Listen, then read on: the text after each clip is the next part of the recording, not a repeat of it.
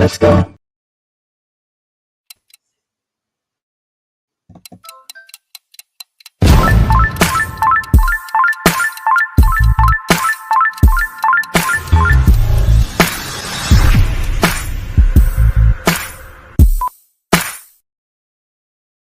Get your copy of Fire. It's definitely a must-read. If you enjoy hood books, this one is it. Just like the title of the book, it's officially Fire. Get it on Amazon, paperback or Kindle.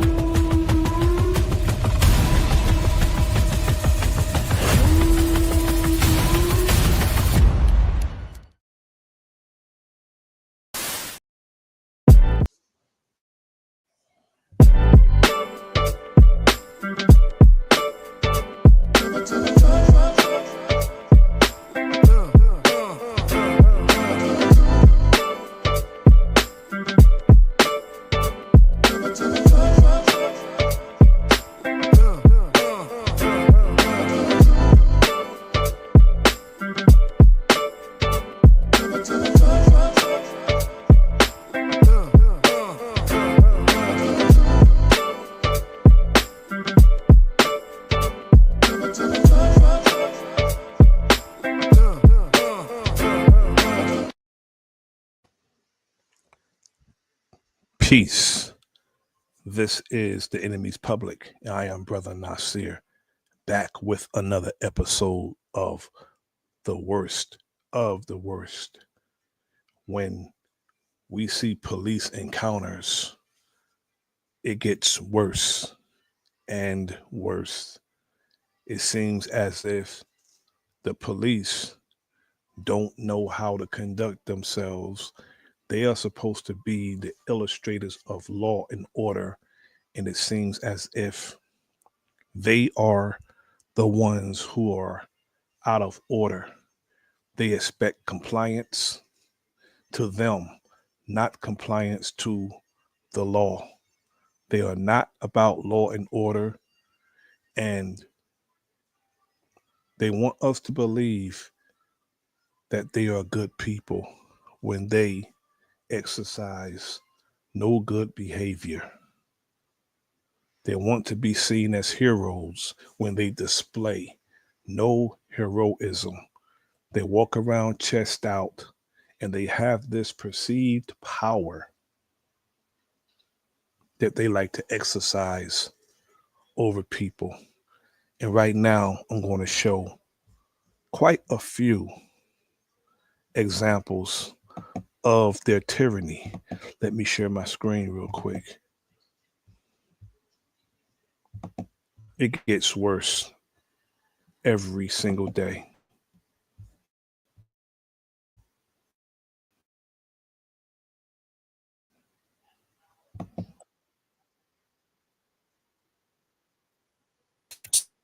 Took place while the officer was in uniform, and the department says the evidence against him. Investigator Ross Jones has revealed the alleged theft covered and why that officer is still being paid tonight. Our IA lieutenant took a look at the video and immediately recognized that we had a criminal act here. Michael McGinnis would not have believed what an officer in Detroit's 6th Precinct is now accused of doing if he hadn't seen it on the officer's own body. I was you actually had an officer who has the camera activated, who decided to steal.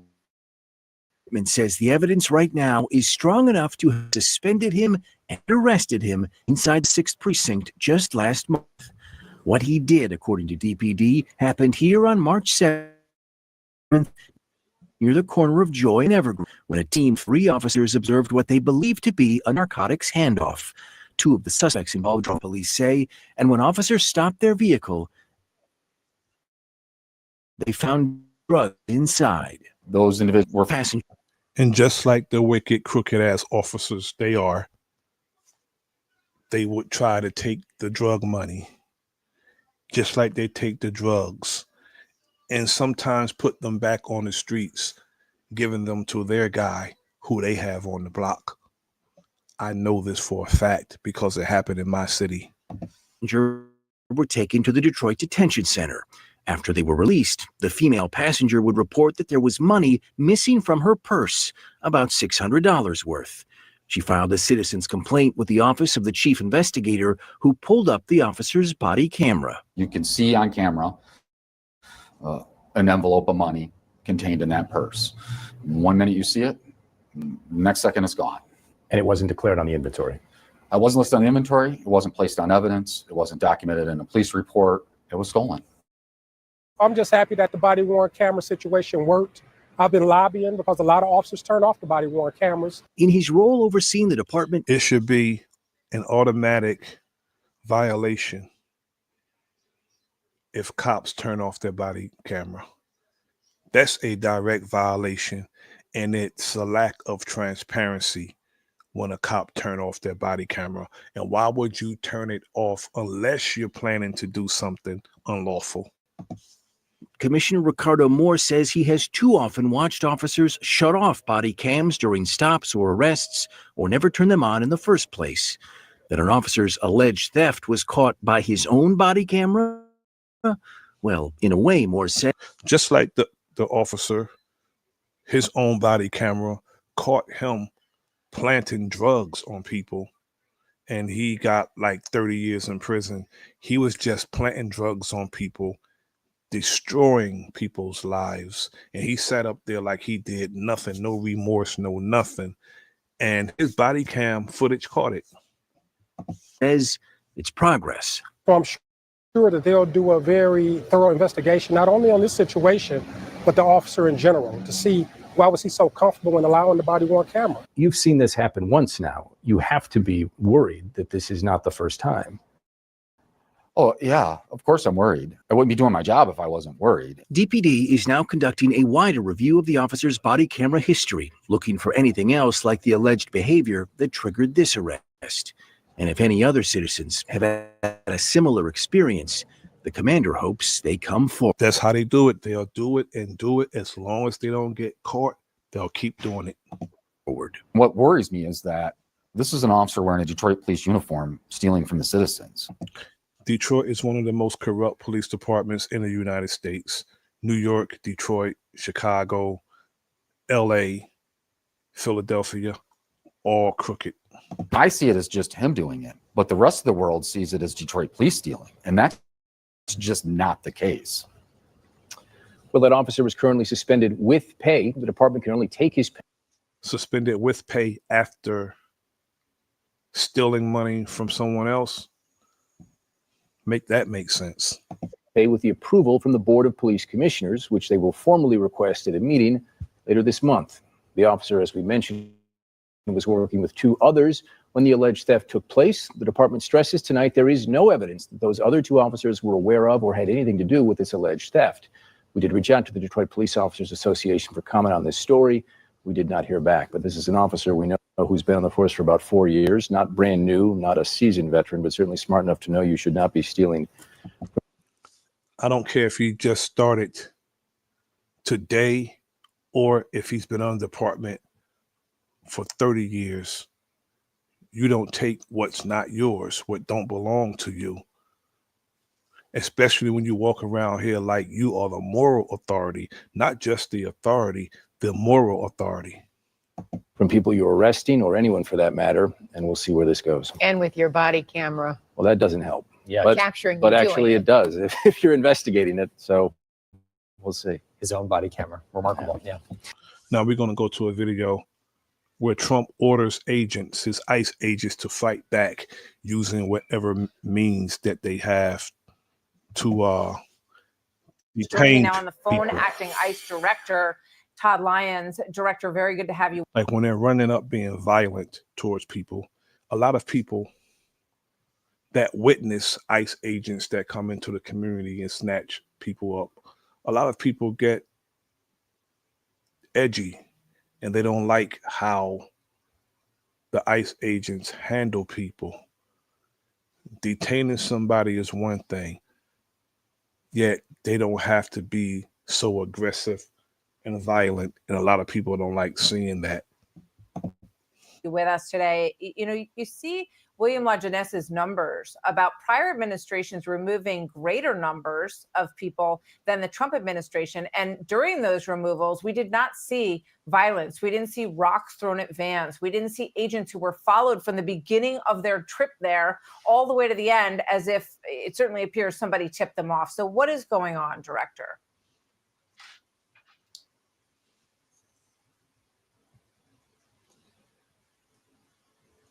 Do we have Director Lyons? Can you hear me now, Martha? Hi. Okay, Hi. Director Lyons, it's Martha McCallum. Thank you, sir. I know you're very busy. Thanks for joining us today. My question to you, if you didn't hear it, was, we just put up this information on the screen that shows that there were more of these workplace operations in prior administrations, and yet they were not met with, people following the vans as they went along and throwing rocks at them, and the violence that your agents are encountering. So what is going on? No, Martha, thank you for having me today. And I really appreciate you highlighting that, because I was a young agent and a young supervisor back under those administrations, and we didn't have these. ICE is hiring anyone who are willing to do it. Non-experienced guys who they just giving guns, deputizing, and they're going into the community. And they're not just snatching up criminals. They're snatching up people off their jobs. They're snatching up people getting oral surgery. They snatched up a man at the dentist who was getting oral surgery and was detaining him, taking him out of the dentist's office. They snatching up children out of schools. Now, I'm with locking the criminals up and sending their ass back where they belong, because they shouldn't have been allowed to come here to commit crimes in the first place. But to snatch up men and women off their jobs, children out the schools, I can't rock with that. These issues. Now you have people blatantly shooting firearms at federal law enforcement officers. Nobody's shooting firearms at officers, because there's no report of an officer being shot or officer being killed. So that's a lie. Peace to my brother Big Dog Filio G, Hurricane JW, Sister Chrissy. Thanks for tapping in. I appreciate it. But nobody's shooting at agents, because there's no report of an agent being shot or killed. That's a lie. And we know where we're at. This is Fox News. It's incredible. We've always heard from the left and other organizations, if ICE only had a criminal warrant. Well, we had a criminal warrant. We were going after a marijuana grow facility, which happens to donate to Governor Newsom. And we did it the right way that everybody wanted, serving a criminal warrant against an American business that's harboring and trafficking. And what's crazy about that is a lot of us talk about PSYOPs. We talk about COINTELPRO. We talk about false flags, but we don't talk about these agent provocateurs that are hired to get the desired result and creating the news. Because when they point these cameras in a direction and they say action, they can turn a false flag, or they could turn what they're filming into the real thing. And a lot of our people don't realize that. They turn false flags and make it real. That's why I tell people, don't go into these drills when they having what they call a active shooter drill. They can turn that into a real thing. And a lot of our people, we participate in these things, and they point these cameras, and all of a sudden you hear to see the police knocking at your door, and they set your ass up. Illegal immigration. And now that we're finding out, forced labor of children. And here we are being protested against, assaulted, deadly weapons, rocks. It's unacceptable. And Martha, I hate to say it, it's all because of the rhetoric of the left and what a lot of elected officials. A politician, left or right, they are both crooked as hell.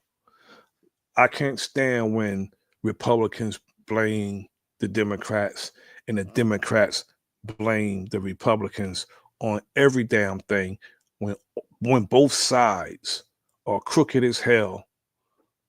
One thing I know that the Democrats and the Republicans agree on, they agree when it comes to us. They both agree when it comes to our people.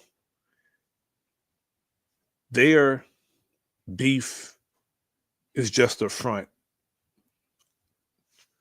for us to see, but they are bipartisan when it comes to us. Putting a bullseye on ICE just for doing their law enforcement mission.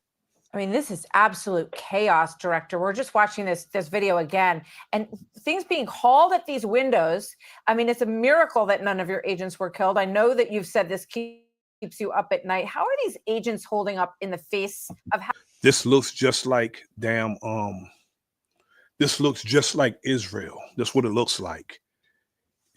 She's saying it's amazing that none of them were killed. You have people throwing rocks and throwing bricks at men with guns, the same as the people in Palestine that were throwing rocks and bricks and stones at tanks. But they want the people to think that the agents were in danger. That's Fox News for you. Having to do their job under these circumstances. They're holding up great, Martha. They're brave men and women, but I have to tell you, it's getting taxing on them. The workforce is getting tired of this. It's dangerous. Those rocks can actually kill people. I mean, you saw those vehicles being attacked. Oh, okay, you have men driving 5-ton vehicles, and they have guns on them, long guns and sidearms. I would think that the people on the street are in more danger than the agents. That's it. I mean, those are deadly weapons, and ICE is doing their greatest ability to restraint to make sure that we get our people out safely. But we can't sit back and just accept being attacked. We can't sit back and accept charges not being filed against. You know, it's obvious that these guys are not real cops, because if they were real cops who went through an academy, graduated, went through field training, and was put on the streets, no cop is not going to run from somebody who's throwing rocks, because they can draw down on those who are throwing rocks at them and do a justified shooting, because throwing a brick, and especially a brick, can be deadly if you aim that damn thing right and you hit somebody in the head with it. So why these cops are running from somebody throwing bricks? Because they're really not cops. They're hiring any and everybody that will snatch up. And what's crazier about that is, if you look in the faces of some of these people, which make them even more stupid, you got immigrants doing this job. I seen Latinos, Hispanics, I seen Chinese people working for immigration, snatching up people. They working for ICE. All these different immigrants are working for ICE, snatching people up off the streets and deporting them. Against these elected officials or these protesters. We're going to work with our partners, the FBI. We're going to work with the Department of Justice. We're going to hold people accountable. But at the end of the day, ICE officers and agents are going to go home safe. That's my number one responsibility. And the workforce is being strained, but we have to take care of these brave men and women. You know, there's nothing brave about, I'm going to tell the truth, there's nothing brave about them. Nothing. it would be great if California would work with you on this as well, because one of the biggest headlines in this story is the child labor violations that you that are going on in this marijuana field and in this facility. Tell us a little bit about that part of this criminal complaint. Well, and that's the best thing, Martha, right? Is that, you know, we go out there to investigate these American companies that take shortcuts by reaching out to the illegal workforce to try to make an extra. As if that don't go on in every corporation. And I'm sure Trump got some illegals working for him in one of his business endeavors. That's the American way to get cheap labor. That's the American way. You know, make an extra buck. But when we go and do a criminal investigation, this just shows when you peel back the layers. If half the police would do their job 100% properly, the other half will be in prison. Of the crime and fraud that's going on at American businesses that hire these, workforce and forced labor, there are children there. I mean, Yeah. President Trump has made it a priority. Secretary Noem has made it known to the world that we're going to do our best effort to go ahead and recover. So you're telling me the pervert, the man who lusts after his own daughter is concerned about children? I don't think so. Cover those 300,000 children that are unaccompanied for right now. And here we are finding them. And it's not at a farm, like a lot of elected officials are saying, that we're shutting off, poor farmers that are supplying the food supply chain. No, this is a marijuana grow facility, and they have underage children working there. This is the key thing that ICE should be out there doing. The American people should be happy we're doing this. The governor should be happy that we are exposing these businesses in his state that are exploiting children. That is the key that we need to highlight on this one. All right. Todd Lyons, Director of ICE, thank you very much. Great to be with us. And Exploiting children. this is a story, and we appreciate that you're showing for the agents out there. So thank you very much, sir. Hey, Now we're going to go to a first and second amendment audit, a open carry. As police department. Can you identify yourself? What was that? Name and badge number, please. Huh? Name and badge number, please. Officer Bargener, off police department. What can I do for you? Department, man. I don't consent you to walk any further. What was that? I do not consent you to walk any further. Okay. You got a gun? I'm open carrying today, yes. Okay. Well, I was just here because somebody called you guys in suspicious. Okay, I'm just walking around exercising my First and Second Amendment rights. Okay.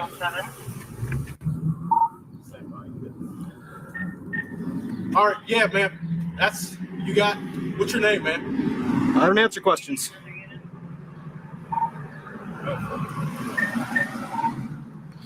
Could you please identify yourself again, please? Officer Bargener, Badge number, please. 6973. Thank you. All right. Yeah. So that's somebody thought you guys were suspicious. So none major. Okay.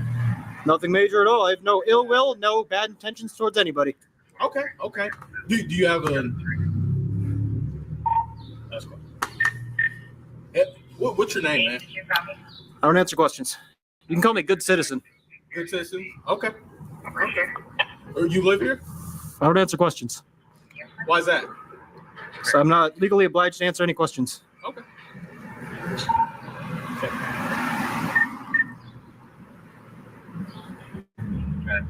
The man repeatedly said that he don't answer questions, and he just repeatedly asking him questions.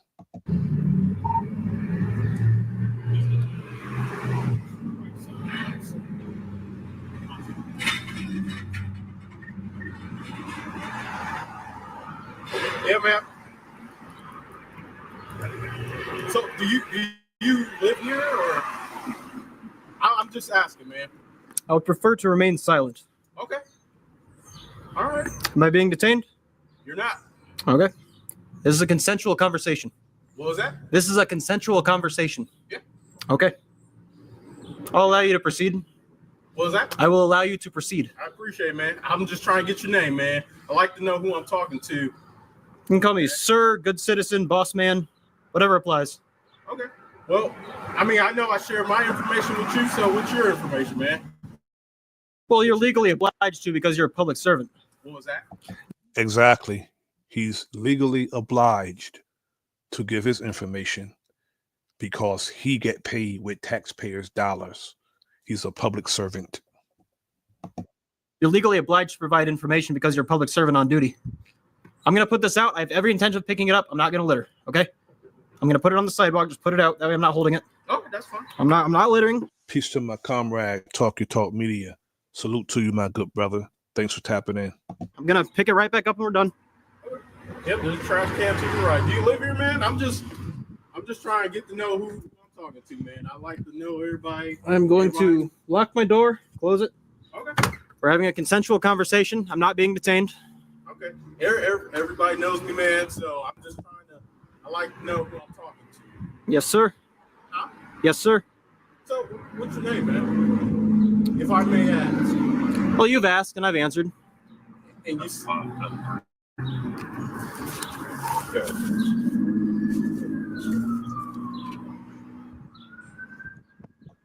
I think during ComStat, at the beginning of each shift, the sergeant, lieutenant, who's ever doing the ComStat is repeatedly telling these dudes before they go out to get ID. We need ID, ID, ID, ID. Because the way these dudes come at people for their ID, even if it's a consensual conversation, meaning that he can talk to you if he want to, or he can just walk away from you. They still ask the questions over and over again. Now, he asked this man his name probably about 5-6 times. And the man said he's not answering any question, but he's constantly asking questions.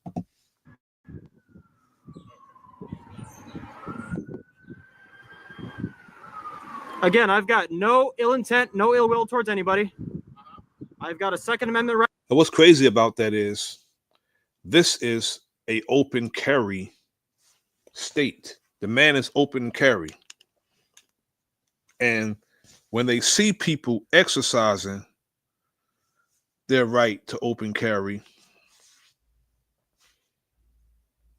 police act like it's not their right, especially when it comes to us. Especially when it comes to us. They see us with the sidearm. They act like we're not supposed to have it. Right to walk around with my firearm. That's all I'm doing. Literally all I'm doing. That's what I'm trying to get the guy. I'm just trying to get the. And dude evidently called for backup because I hear the siren. I hear other cops pulling up. Man. Yes, sir. All right, I'm just trying to figure out who you are. You got a gun, which I applaud you, man. It's okay to have a gun. Well, can I ask you something then? What's that? If you applaud me and you're aware that this is a Second Amendment right, and I got a call saying there was 2 suspicious males in all black. So is suspicion a felony or a misdemeanor? Neither. Suspicion is not a felony or misdemeanor. If someone's suspicious, you come and watch and see what they do. That's the thing with cops. They're lazy.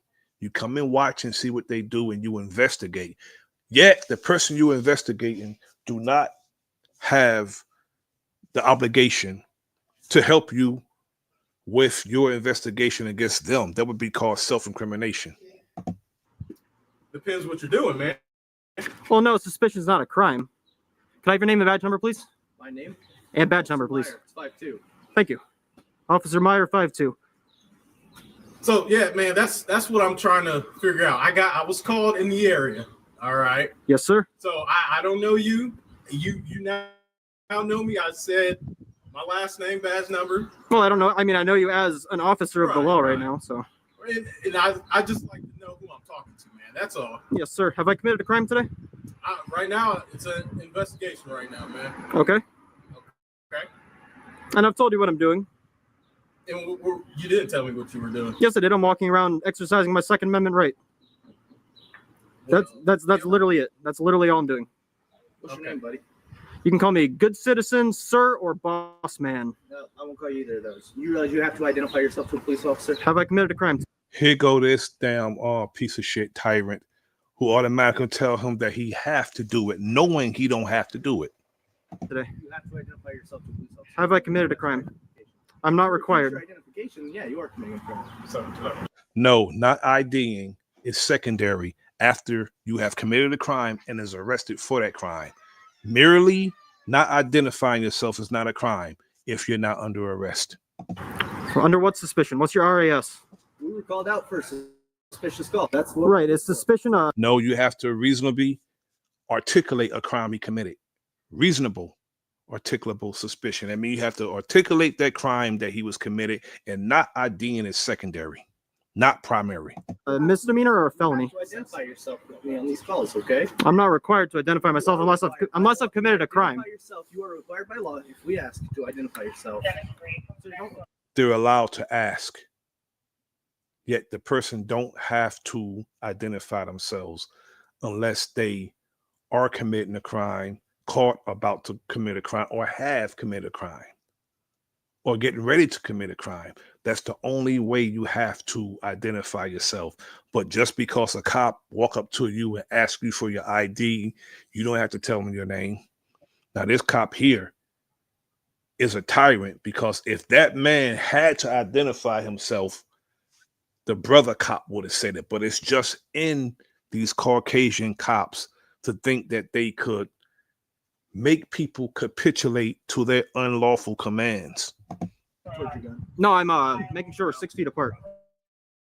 I won't look down. I won't move my hands. My hands are up here. Yeah, I see your hands. They're gonna stay there. Yes, sir.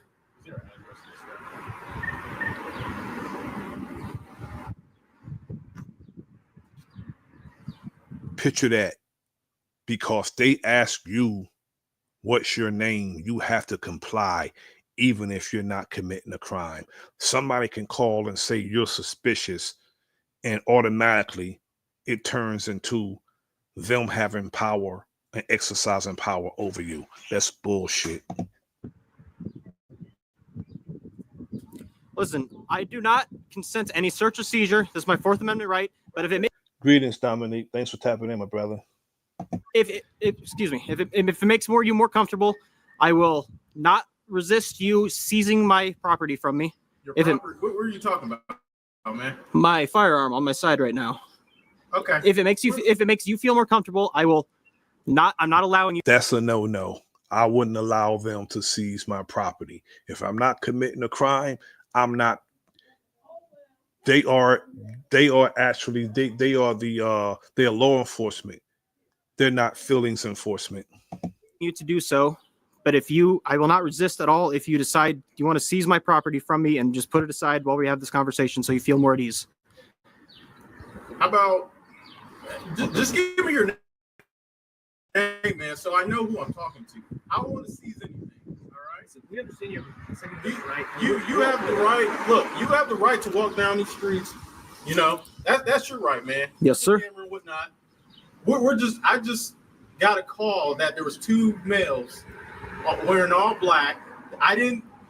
There was no firearm in the description. I was just two males all black with a camera. So that's what I'm trying to figure out. And I happen to see you two. So which part of that is suspicious or illegal? I'm trying to figure out. Neither. Neither. So suspicious about what you guys were doing. Well, that's up to you to discern. And that's what we're trying to do. Somebody thought you guys were just it's somebody. Well, no, it's not suspicious. I don't have a legal obligation to. You have a legal obligation to identify yourself. Can you give me that statute? I was more than happy to look it up. Please do.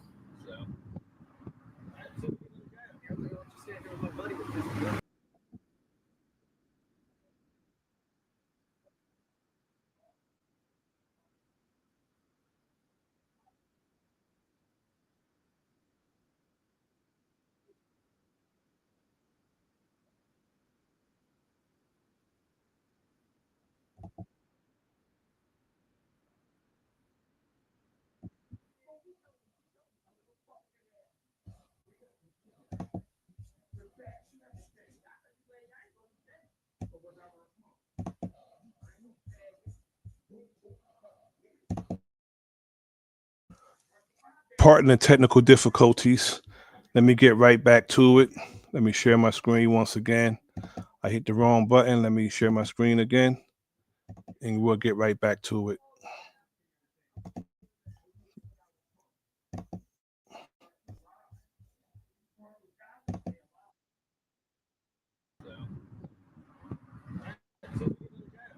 He's not going to look it up because no such statute, no such law exists. He's not going to look it up. See, these cops bank on us not knowing the rights and not knowing, the law. They bank on that. There's no such statute. There's no such penal code or law saying that you have to identify yourself absent a crime. Yes, sir. But yeah, man. Do you have identification on you, man? I do not have identification on me. What do you call yourself? Huh?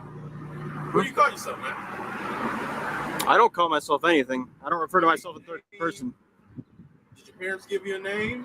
Of course. Okay, what's your name? Well, I don't want to answer that. Okay. Yeah, just trying to figure it out, man. All right. Again, if it puts you guys. These dudes is like Pookie on New Jack City for ID. I mean, it's calling them. They're like Pookie on New Jack City. Guys at ease. I'm not consenting to any search or seizure, but if you want to waive your excuse me, if you want to waive your immunity, you can feel free to take my firearm from me, put it aside. Listen, I'm just trying to get to the bottom. Like, what's your name, man? That's all I want. Well, if I give you my name, then you can. Why can't you just call that in and say that the suspicion is unfound and clear the damn call? Why can't you do that? Just run that or whatever your intentions are. I mean, I know we're not like buddy conversations right now. So. I want to know who I'm talking to because I don't want to call you guy or you know, a lot of people get butthurt about things like they don't want to get called. Well, a lot of people get feel like they're being disrespected when their rights are violated. How about that? Like, let's assume that I don't get butthurt by this. And also. And not only that, the man told you what you can call him. So why don't you just call the man what he said you can call him? Doing an investigation right now. So yes, sir. I would like your name to put on the record. Put in for the paperwork. Yep. Yeah. Well, that's all, man. Well, if I'm not committing a crime, then how are we to know that you don't have a felony and you're carrying a weapon?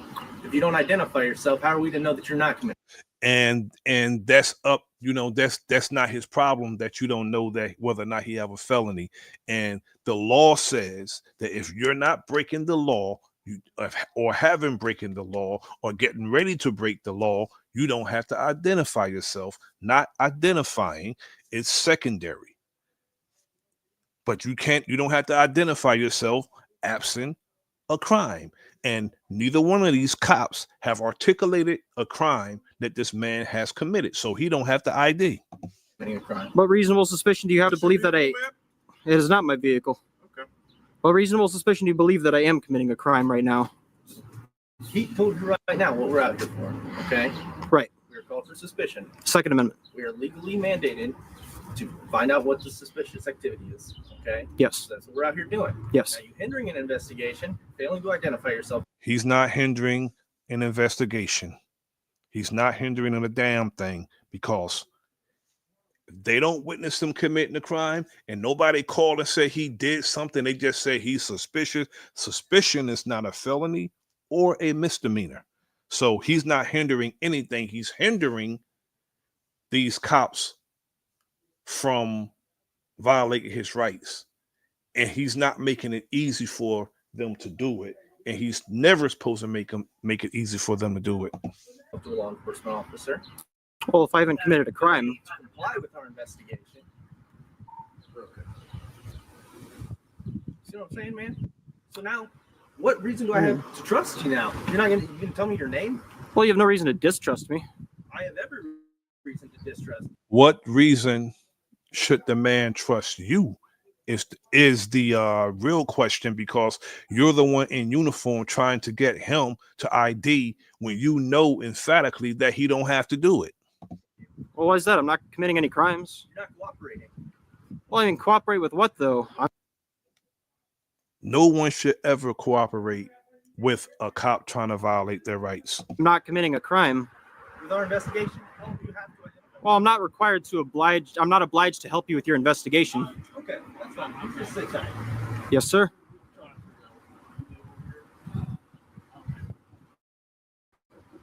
Okay, yeah, that's fine. Stand on your right. Stand on your right. Yeah, man. All I'm trying to do is just identify you. Okay. Yes, sir. Were you born here in Ottawa, or even if this was a Terry stop, they were on the stop entirely too long.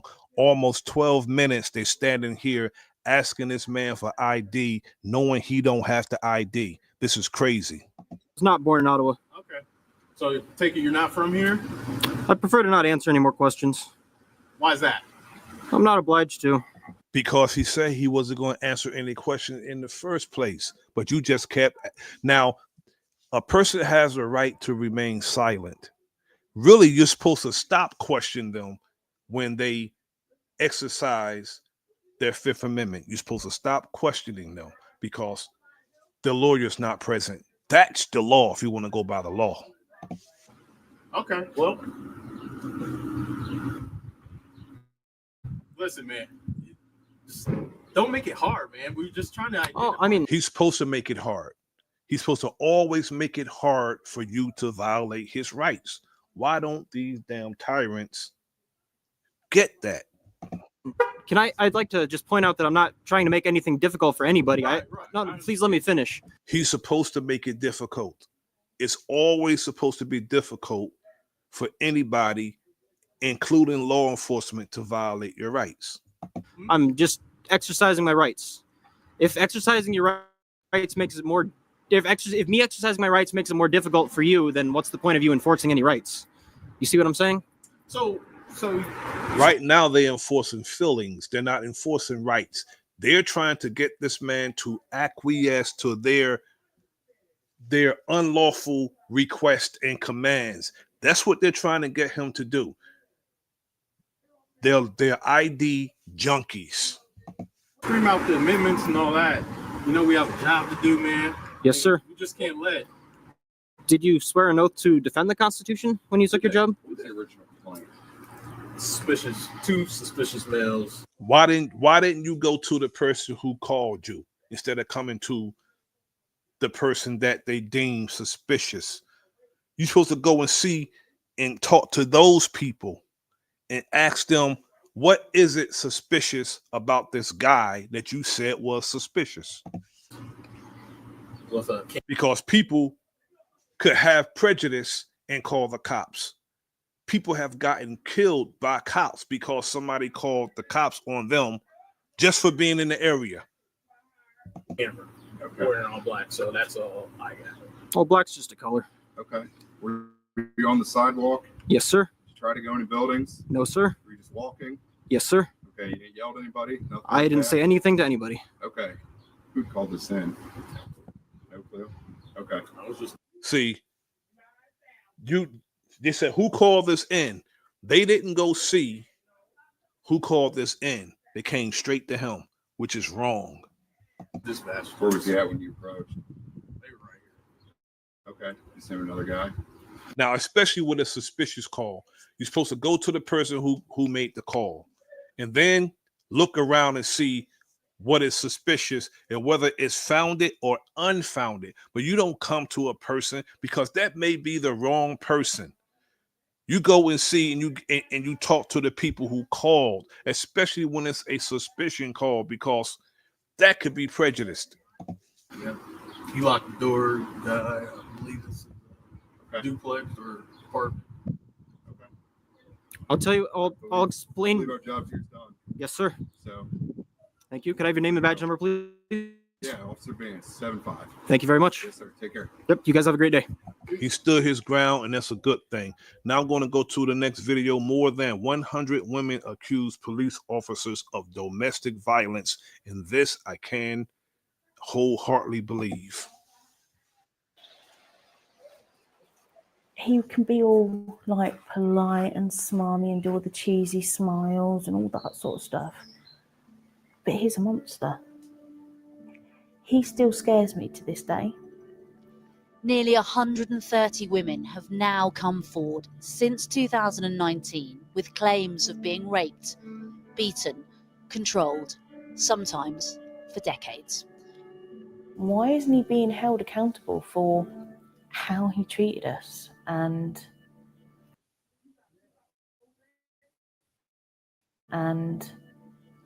the pain that... Because when women go to the police department and report abuse from their husband, boyfriend, what have you, the other cops will cover it up. They'll take that file, they'll take the report, but they'll cover it up. and then somebody end up being hurt severely, that's when they're looking at it. But for the most part, it gets covered up. All of us went through. What links all of these women is You that should never take a case to the people, the rank and file. Should never go to the rank and file. You should always go to probably more than likely the state police. You go to the state police because the state police is over the state, and the state police would more than likely refer it to the Federal Bureau of Investigation or that state Bureau of Investigation. the alleged abuser was their serving police officer partner. Everyone is linked in the police. It's a boys' club. Police are supposed to be there to be trusted, and they're not. I can't trust them. A former police commander told Channel 4 News the sheer volume of cases was an epidemic. We have independently spoken to 14 women. All claim there had been a failure by detectives to investigate their own officers. Some even alleged police used their power and status to control and manipulate cases. Many told us there was a culture of cover-ups where survivors felt silenced. It was when I was 5 months pregnant, and I wasn't allowed to see people, friends, even my parents. And I just sat crying my eyes out. He sort of love bombed you at the beginning. He did, yeah. And then his behaviour changed. It could range from, grabbing my hair and making me perform oral sex. He raped me and then said, right, you better get up and do me some breakfast. Hurt my dog, kicked him when he attacked him after I screamed. Your sons had a name for your dog. Yeah, they used to call him my rape alarm. For nearly 20 years, Stacey felt trapped in an abusive relationship. But to the outside world, her husband was a respected police officer. Tonight, we can reveal that Stacey... And that's most case scenario is this decorated cop, so-called hero, but 9 times out of 10, he's a damn monster. Stacey is one of over 100 women who have contacted the Centre for Women's Justice, claiming their police officer partners had abused them. All the women we've spoken to claim that their allegations have not been taken seriously by detectives. Now, there seems to be a distinct theme in all of these women's stories. Domestic abuse carried out by police officers leaves the partners feeling doubly powerless. They have the helplessness that many victims of domestic abuse already feel, but that's 42% of police officers abuse their wives or their girlfriends. compounded by the fact that their police officer partner, their abuser, is part of a system which is supposed to protect them. He was physically violent to our children. Our son has scars on him. He was 8 at the time, pulled him off of his metal bunk bed onto his drum kit, and it pierced his side. He would literally explode at them, and they used to run into their bedrooms and shut the door. The youngest son used to barricade his door. The oldest one used to have his window open so he could run out the window if he come and got him. We left because he threatened to slit my throat and watch me choke on my blood as I sleep. What's crazy about this, in Neptune, New Jersey, about 10 years ago, there was a abusive police sergeant who killed his wife in front of his rank and file. The child was in the car with the mother, and none of those cops ran up on that guy and took him out before he was able to take that woman out. He did it right in front of them, and they allowed him to do it. They didn't run down on him or nothing. Shot his wife in the head right in front of their daughter, and they watched him do it. Not long after, Stacey reported the rape, domestic abuse of her and her children to the police force where her partner used to be based in the Child Protection Unit. They were all of his mates. He was in there for 15 years. So how are you supposed to have an objective view to a bloke that everyone knows?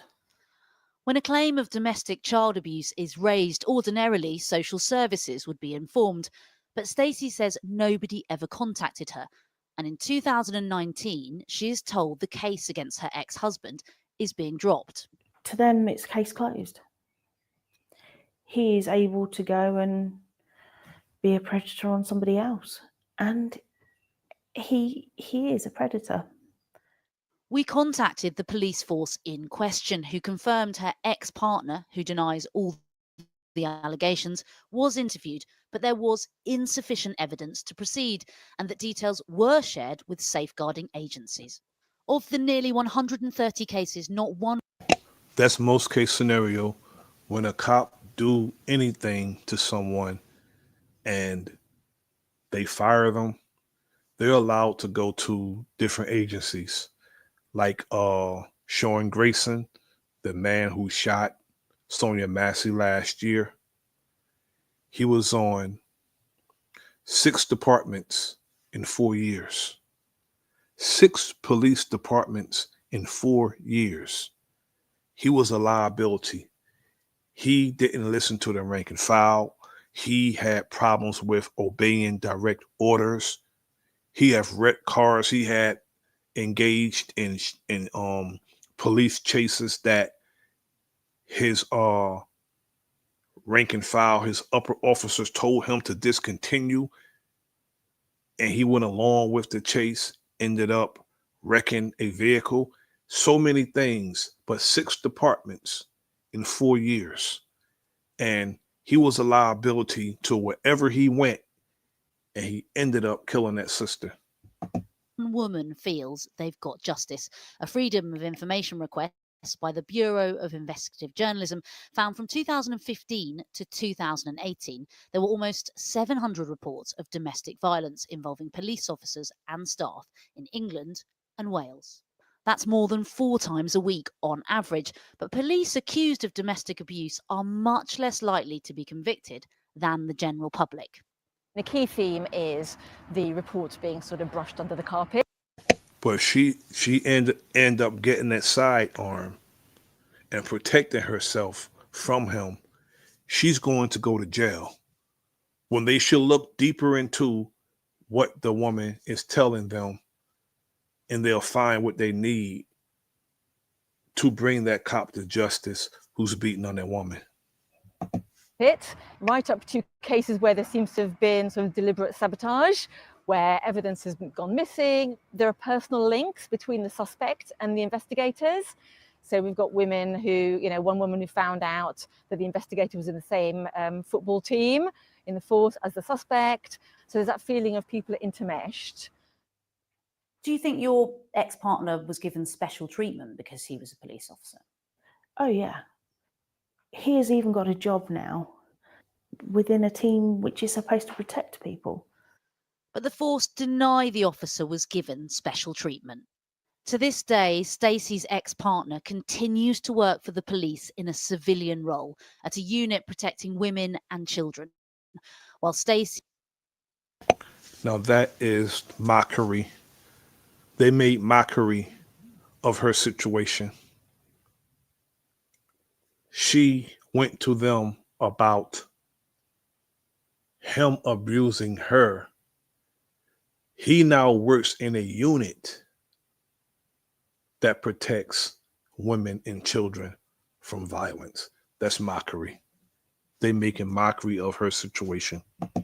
And dozens of women like her feel silenced by a system which they claim, instead of protecting them, favours its own officers. We've been away from him for like 3 years now. But the legacy left behind is just fear, anxiety, especially when I have flashbacks. So I don't sleep much now because all I do is get memories.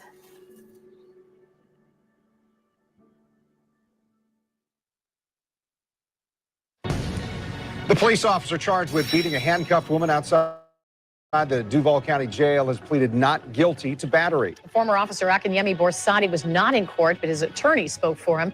Now the I-team is learning there are more tapes and more accusations being raised against the victim, Myra Martinez. When the sheriff released this video showing Myra Martinez being beat by JSO officer Borsadi, it sent shockwaves through the community. Borsadi was fired the next day, and we still haven't heard from him. In court today, he wasn't there. What a punk. He's a straight up punk. And his attorney said that he was not guilty of the battery charges. The judge set another court date for later that he's not guilty of something that we can clearly see him doing on camera. Like I said, this is the worst of the worst, and it gets worse. Now, the next video, after I show this one, it gets worse. Just believe me. This month. This video contains the interview of a police officer who beat a suspect until she was unconscious. When Mariah Martinez got a new job at a Jacksonville bar, she celebrated by having a little. Now, all of what I'm showing you, the next videos, is from Jacksonville, Florida. The birthplace of my grandfather. Too much to drink. After noticing her condition, the manager told her to leave. Martinez became loud and disruptive, which prompted a call to the police. Several officers, including Akinyemi Borsadi, arrived on In African. That's an African name. The scene. Martinez refused to go with him and began to hit and kick anything that came close to her. They managed to get her cuffed, but that didn't stop her attempts. Borsadi began to punch her in the stomach until she fell to the ground. If a man can't take a woman into custody without all that, he shouldn't be a cop. Salute to my good brother and comrade, Drake House Music. Salute to you, brother. If a man can't take a woman into custody without doing all that, he shouldn't be a cop. There's even wrist locks you can use that will make a person comply. When I was bouncing at clubs and I was doing bodyguard work, those wrist locks work. You grab a joker in a wrist lock and he can't move. He move where you tell him to move unless he want his wrist broke. And that's what I use. I use wrist locks. That way the person will move where you want them to move. I use wrist locks and full Nelson, real tight, till the person can't move. Bring them out the party, push them off you, and tell them, come back next week. You can't come back in because you spoiling people time. Only way he got his ass whooped if he ran up on me. Then he got pieced up then. And hit her head. When medics arrived, he failed to mention that she had struck her head, and he tried to refuse to allow them to treat her.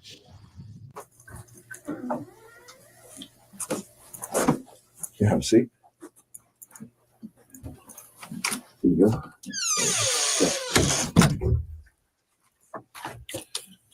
Oh, okay. Once again, I'm Detective Cayenne. This is my partner, Detective Green.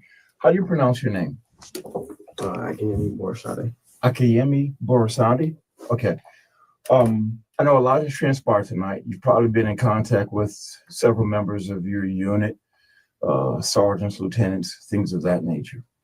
Do you understand what's been going on? You've been informed. I guess you spoke to internal affairs as well as your lieutenant. Well, you actually don't have a lieutenant, correct? Lieutenant Hack Sunday. Okay, Lieutenant Hack Sunday. He's your acting lieutenant, or is he like the lieutenant of your squad? I'm not sure. Watch 3. Okay, but you don't have a sergeant. Is that correct? I don't have a sergeant. Gotcha. So there was a criminal allegation tonight, and that's the reason why the integrity unit gets called. Okay, so within JSO, you have internal affairs that deals with policy and procedures, and we deal with any time laws may be violated. Okay. What I have to do, per our policy and procedures, due to the fact that this is a criminal investigation, I do have to advise you of your constitutional rights. You understand? Okay. You have any questions before we get started? All right. Have you ever been here before? This is the integrity office, okay? This is the first time Borsari has ever been under investigation, as this case occurred when it was just starting to become standard procedure to wear a body camera. He possibly got away with such behavior since it wasn't recorded. I've only been on the streets since February. What do we know? So you've been on, I guess, technically solo for about 2.5 months? Okay. What beat do you ride? Off 2. Okay. What shift? Watch 3. Watch 3.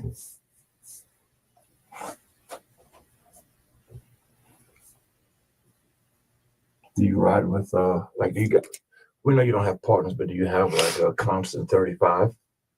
Not since I moved to Watch 3 now. Where did you start at? Watch 6. Mm-hmm. How long you been on Watch 3? This is my second work cycle. Gotcha. All right, the time is 12:48. Correction, 12:48 a.m.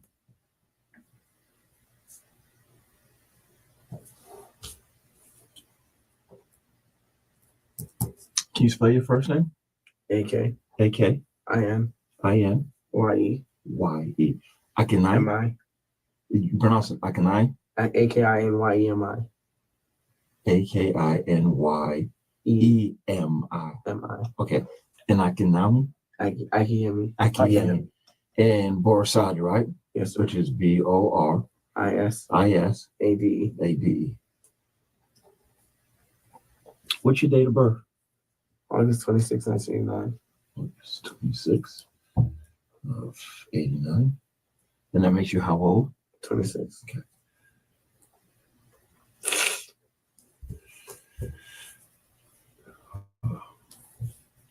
Watch 3. What color squad is that? Blue or gold? Gold.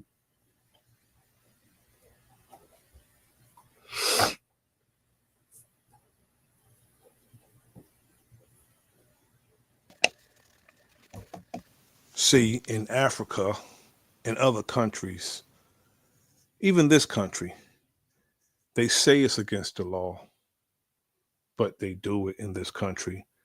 But in Africa and those other countries, it's not against the law to be as abusive as this cops was to that woman. Excuse me. It's not against the law, and it's a regular thing.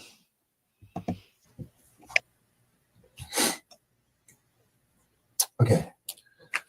So basically, let me just go over these with you. And I know it's something that you do on the streets every day. Okay. So I'm not trying to treat you like you don't understand or you don't know, but it's just something that we have to do for our policy and procedure. Okay. And it says you do have the following rights in the United States Constitution. You do not have to make a statement or say anything. Do you understand?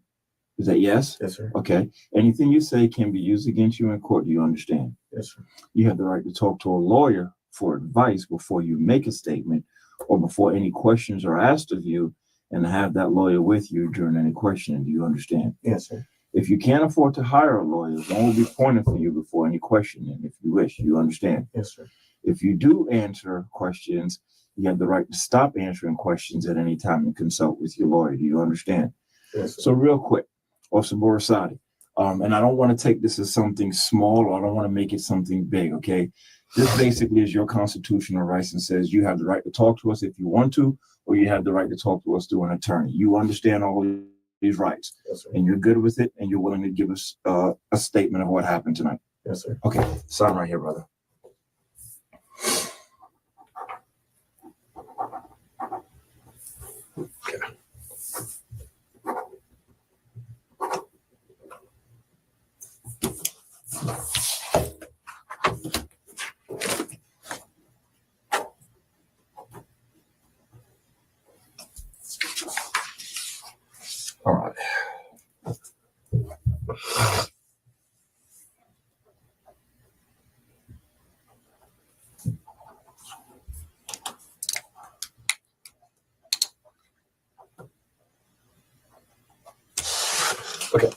So, Officer Borsari, what do you like to be called? And what's crazy about this, police officers be so self-righteous. They will respond to a domestic violence call, and they would be so self-righteous talking about what a man shouldn't do when they are just as abusive to their wives. And if a man is not supposed to be the woman, you're not supposed to do it in your line of duty either. You're not supposed to do it regardless. If a man not supposed to hit a woman, a man's not supposed to hit a woman under no circumstance. That's the language that the judge used. With no circumstance, without any circumstance, a man shouldn't hit a woman. And that should include these bastards too. Oh, Yummy. All right, Yummy. And like I said, you can call me Ed or Ed Cayenne and Darren Green. Okay, so tonight while working, okay, and I'm not gonna really, I'm just gonna touch on the reasons you got called to come in contact with Myra Martinez. Give me real brief, a quick synopsis of how you got the call. She dispatched myself and another officer to the. Who was the other officer? Officer Vickery. Officer Vickery. Okay. To the calling out of the drunk dispute between 2 and 63. Mariah Martinez had been told to go home by her employer, who decided she was too drunk to perform. At Scores off of University Boulevard, right by Phillips Highway. Yes, sir. So I get there first and we make contact. And we talk to her first because she's outside first. So she's saying that they kicked her out and she doesn't have her belongings and whatnot. So I went in there to see if they had her belongings. Okay. And they did. And they, all right, so real quick, they kicked her off for what reason? They said that today was her first day.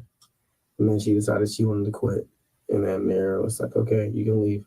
But she never left. Okay. So basically they kicked her out because they wanted her gone. She didn't want to leave, but she's intoxicated. Yes. Okay. As a result of her intoxication, at some point she's arrested. You guys make the determination to arrest her. Not based off of that. Okay. Based off of I swear, whoever that is, they need to get a handkerchief, paper towel, or something, and clear their nasal passages. This shit is irritating. We informed her that the management of the establishment wanted her to leave. And like as far as like trespassing yes, and whatnot. And then we gave her numerous opportunity and chances to leave as far as verbal. And we just waited there for like, are you gonna leave? Are you gonna walk? Because you're intoxicated. You can call an Uber, you can do whatever. Right. And she refused. She refused. She just stood there and just kept like arguing, saying like, why are y'all messing with me? I'm not the one that did anything. Totally understandable. So the probable cause you guys met, you felt, was for trespass after warning, I'm guessing? Yes. And public intoxication. Yeah, disorderly. Subsequently, she's arrested. Yes, sir. Who arrested her? You or Officer Vickery? That's the thing. We went to detain her and she began to fight there. Gotcha. So we charged her with resisting with violence as well. Gotcha. Because she kicked at us and swung towards us as well. Who was the primary officer on the call? Officer Vickery was primary. I was acting as a backup. You was 35. Yes, sir. So in your responsibilities as a 35, you were there to assist him. You made the arrest of what you would consider a drunken female who refused to leave the premises after she'd been warned. She was requested to leave after her supervisor asked her, and then after police warned her. Yes, sir. Okay. And then she became a little bit violent and erratic. I noticed in the arrest report, I think you guys smelled the odor of alcohol coming from her mouth. Yes, sir. During your communication with her. Was she, other than being intoxicated, did she appear to possibly could have been on drugs? Yeah. Okay. Yes, what indications gave you that? Just the overall behavior, the speech. Usually when I come in interaction with people who are just intoxicated, it's just different. Okay. But you can tell she was just on something else. Alcohol was the only substance found in Martinez's system. Even if she had taken something else, it wouldn't have justified the force used by Borsari. And that's the truth. What they try to do is justify their actions by saying the person was drunk or on drugs. Just like the 5 officers down over in I believe that was Memphis. They were saying how strong that little ass man was when they beat him to death. I just released an intense video showing the full confession of a cold-blooded murderer that was able to evade justice for 40 years until he was finally caught, thanks to DNA technology. You can watch his chilling confession, plus many more Patreon-exclusive videos right now at patreon.com/. Whatnot. But eventually got her king, got her in the car. What car? His car. His Officer car. Victory. Okay. And then I got on the radio and I asked for the PIC to respond to the scene, which is Officer Gary. He responded, and I told him on the radio that we were going to tar her because she was kicking the back window. So the communications that's going to be heard via the radio is going to be you calling for PIC Garriott, you asking for permission to tar because she was already hobbled, right? She wasn't hobbled. Oh, she wasn't hobbled at all yet at that point. She was just in the back seat. She was in the back seat. Handcuffs. Handcuffed. You said she was kicking. Yes, she was kicking the back window. Okay, which is what gave you the reason to want to tar her. Officer Garrett, does he respond to the scene? He responds to the scene, and other officers show up as well. They decided it's best to just use the hobble and put the hobble on. Who applied the hobble? It was myself. Okay. And we put the hobble on, and it's like threaded through the door and whatnot. Gotcha. And then immediately we leave and take her to the jail. So I guess you decided to follow Officer Vickery to the jail? Yes, sir. Why? It's protocol. Okay. It's when you're transporting someone that is already being placed in a tar or a hobble. Got you. So you respond to the scene, you help him out, and then you apply the hobble on her in his vehicle. You follow him to the jail. Yes, sir. Okay, so you guys pull into the Sally Port. What transpires there? Pull to the Sally Port. She sits in the back seat while he completes the docket. I did the narrative of the docket. Why'd you do the narrative of the docket? I used to work with DCF, and I'm pretty good with writing reports and whatnot. Okay. So he was doing He's a storyteller. He's pretty good with storytelling and fabricating things that didn't happen. He wanted to do the narrative, and when you do the narrative, it's not necessarily the truth. Why are they calling it the narrative? arrest report, and I guess you were doing the docket on what, like a Microsoft Word document? Yes, I was doing okay, so you were giving him the narrative yes, and then going to shoot him one email or something of that nature. Yes, sir. Cool.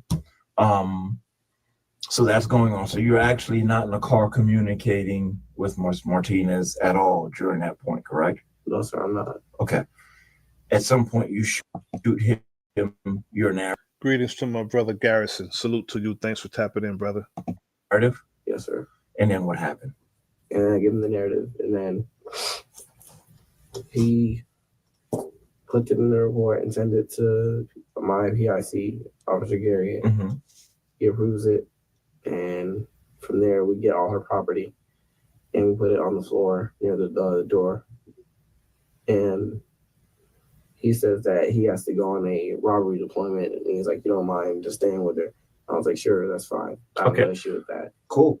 So you guys get her out of it. Was there any struggle to get her out of the vehicle? No, sir. Okay, so she comes out and she's compliant to get out of the vehicle of Vickery's car, right? Yes, sir. And then he walks her up to the Sallyport door, the back door to jail. I walk her. Okay, so you walk her out. Who gets her property out of his car? He brings the property. Okay. And then gives it to you, I'm guessing, tells you he has to leave for the robbery deployment. Yes, sir. He sends the docket and just waiting for approval. Yes, sir. Okay. Well, the docket was already approved prior to her getting out of the car. Okay. So now all she's doing is standing at the back door waiting for the door to open up. You guys to let her in. And I guess at that point, you'll probably hand the purse to correction officer. Yes, sir. Fine. What happens? From there, she just keeps being disorderly, irate, belligerent. She probably was just mouthing off, irate, belligerent, yelling, just mouthing off. And if you don't have the restraint to listen to mouthing off, because a person have the right to mouth off, that's not violence. It's not touching you. And if they're mouthing off, that's not a reason to put your hands on them. Yelling, saying, I'm going to come after you, your family, you guys are all wrong. Y'all arrested the wrong person. And basically what most people who have been arrested do. Well, not most people do, but probably intoxicated people is what you're trying to say. Yes, sir. Okay.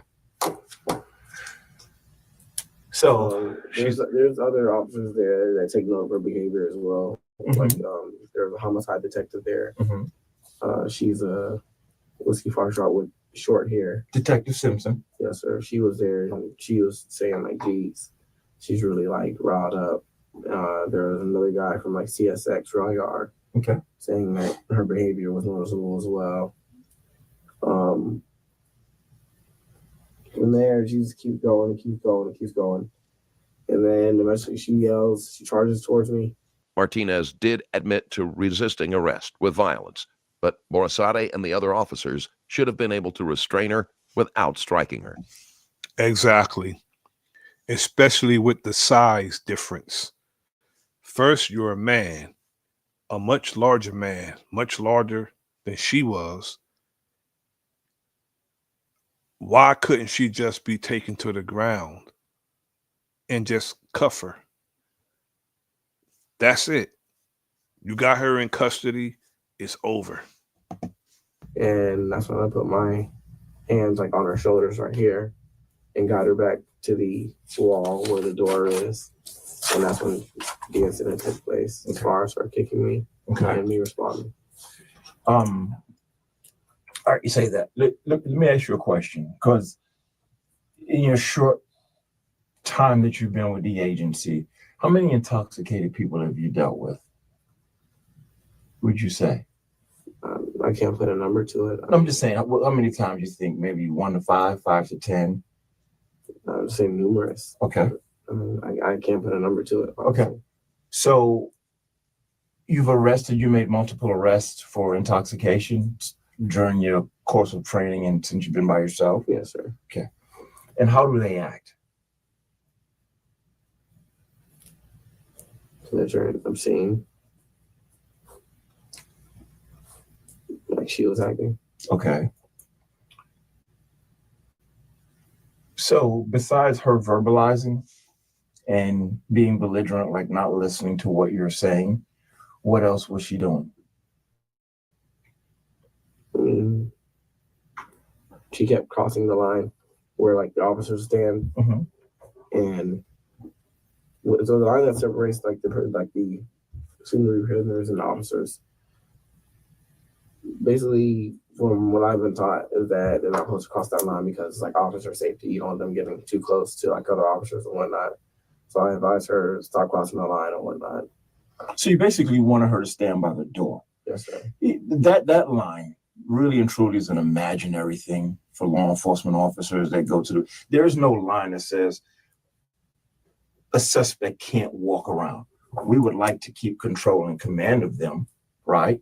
Yes, sir. But there's that whole thing about that line is, and I'm going to ask you, okay, because you recently came out of the academy, so you probably know these rules better than I do, okay? Is there anything in our policy and procedures that says they can't walk around while they're in there? Borsade cannot give an answer. Having a certain amount of distance between a suspect and officers might be advisable, but it isn't an enforceable law. Borsade already knows that he has overstepped his authority.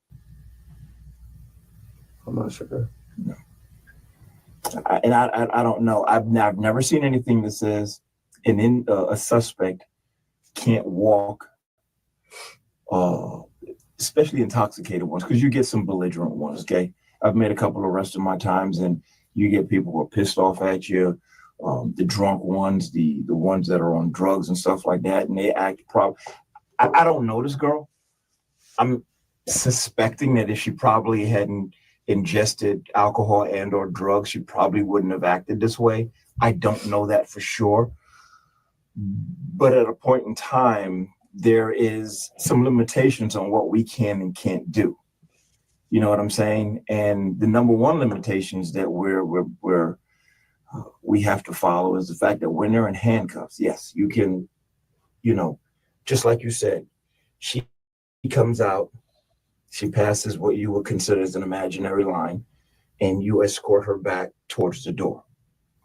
Correct? I don't know if I consider it an imaginary line. I mean, at what point, just because a person's in handcuffs doesn't mean they're not a threat. And What can a person do to you who are cuffed with their hands behind their back? I'll rephrase that. What could that little ass woman do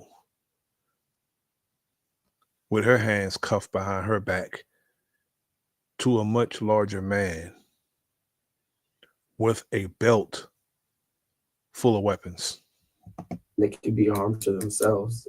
I mean, they're told to stand right there for a reason. That's why, because they could be harmed to themselves by easily running out of the sally port and running into traffic, or running towards the officer and bum rushing me.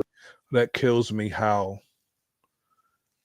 police would do you or do a person to keep them safe. Like pulling someone over for not wearing a seatbelt, or pulling someone over because they don't have their headlights on during the daytime when it's raining. What they do to people to keep you safe is deplorable. I've seen footage where they beat a young brother to a pulp because he didn't have his seatbelt on, meaning that he was safer driving without his seatbelt on than he was in an encounter with the cops. Like she probably intended to do. Totally understandable. Were the bay doors down on both ends? I can't recall. Okay. So when you're saying a harm to herself, if she's a harm to herself, you're arresting her for a misdemeanor? It was a felony charge. It was a felony charge. Did you notify the back door that, she had self-harm issues? No, I didn't say that she personally herself is a harm to herself. I'm saying people. He was saying hypothetical. If was a spliff, we'll all be high. If was a fifth, we'll all be drunk. That scenario. Not that she is potentially to do self-harm. He was using ifs as if he give a damn whether or not she ran into traffic in the first place. If you could beat her like you beat her, you're not concerned with her going into no damn traffic. In general, can be a harm to themselves as far as prisoners and walking around freely. Right. But I'm just saying, let's just stay with the incident with Miss Martinez, because that's all we can talk about. Because yes, you may have a different experience at the back door than I've had, but a lot of that can't be taken into account right now because it's just your experience with Miss Martinez. Now, I would totally agree with you. She probably wasn't following your instructions. I would say that. What instructions did you give her? To stand by the door and wait for her name to be called. Okay. And don't cross the line. And her response was? Sound like ISUPK now. Don't cross the line. Tazariak and them.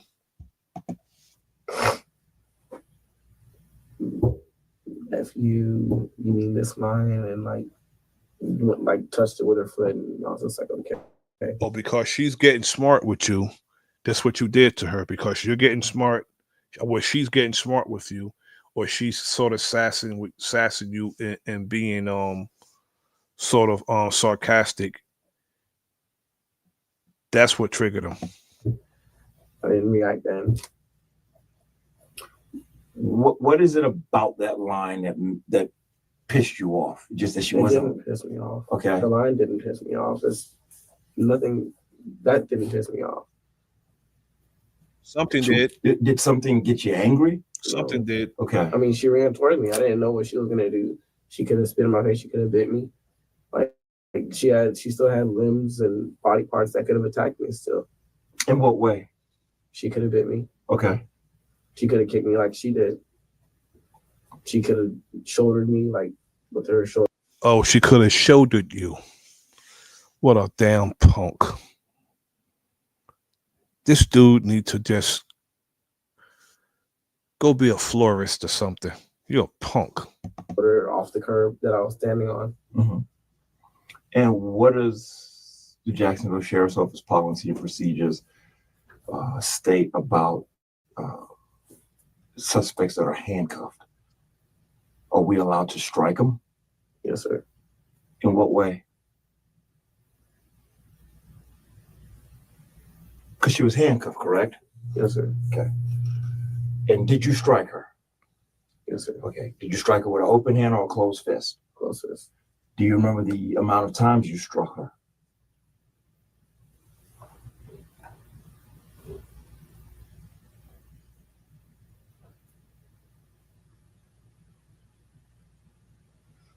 I believe it was 3.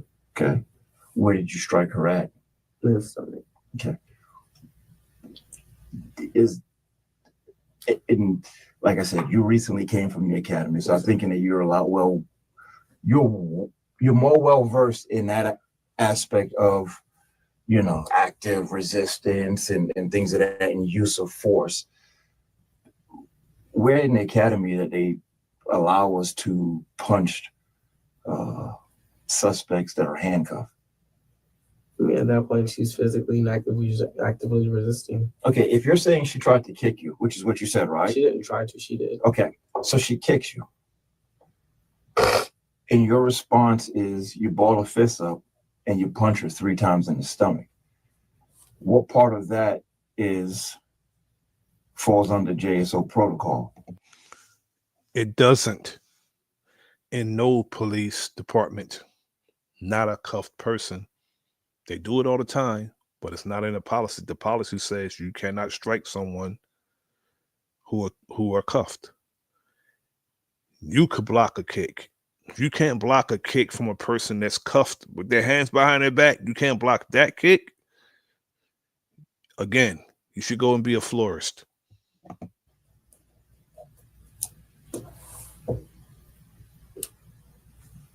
I mean, we have takedown procedures, right? If she's using her legs. Would you agree with that?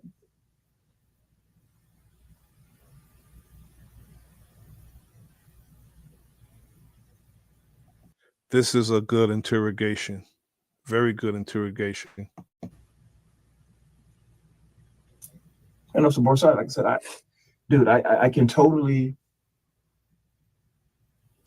understand a reaction sometimes. Okay, you're not a bad guy.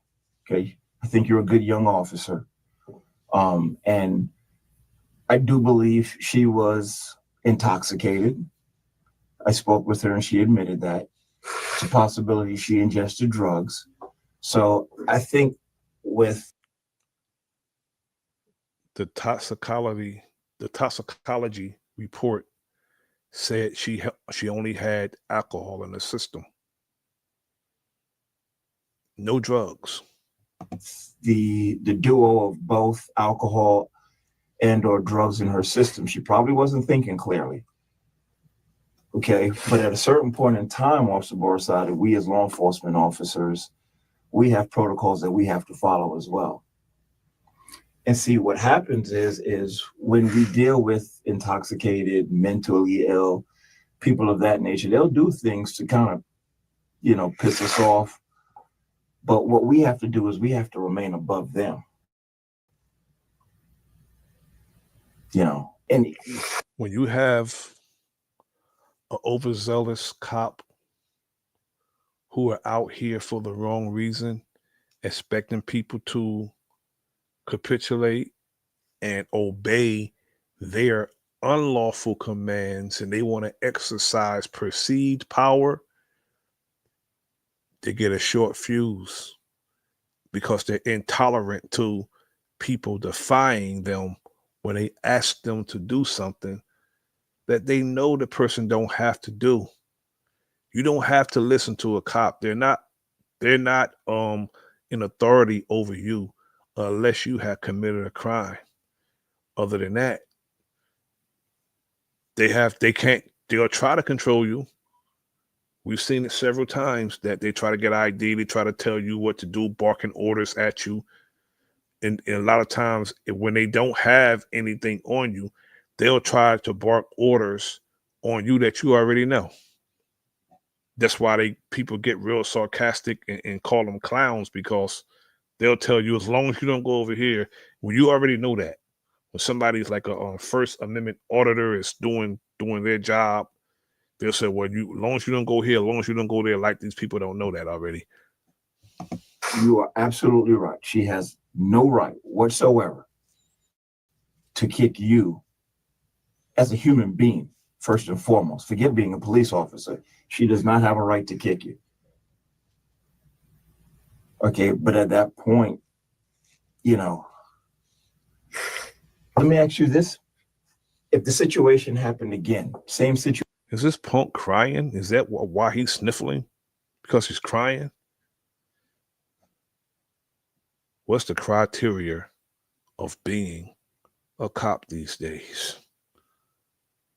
They are hiring straight up milquetoast. Situation. Is there a different way it could have been handled, would you say? Or would you have the same reaction? It could have handled it better. What would you have done differently? Give me some napkins, if you don't mind. Yeah, give that milquetoast sissy some tissue.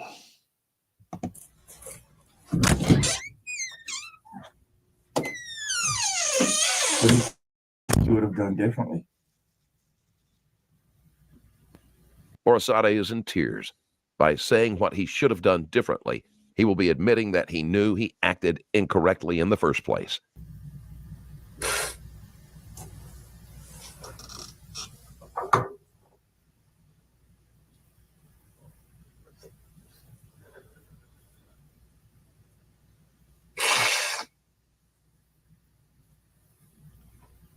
I thought dude had a cold, but he's sitting up here crying. He's up here crying.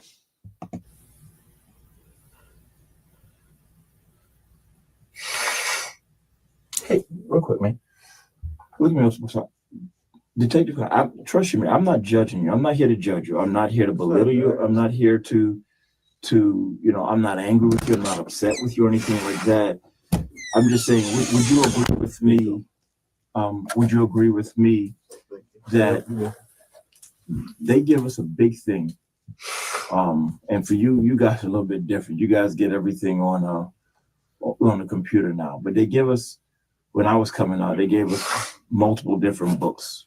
You know, we get the general orders, we get the policy and procedures, we get the municipal ordinance, the field report manual of how we document reports and stuff like that. And there's a whole lot of information that basically, we're bound by, as well as Florida state statutes, right? And within these documents, they tell us what we can and we can't do. They can't tell you how you can feel emotionally, okay? And I can tell you were upset, and you have a right to be upset. But within those books, they tell us, hey, if you have this situation happen, this is how far you can go. Or this is how your response should be. Now we put all the emotions and we put the alcohol and the drugs and everything, you put that in a boiling pot of water, nothing good is going to come to the end of it.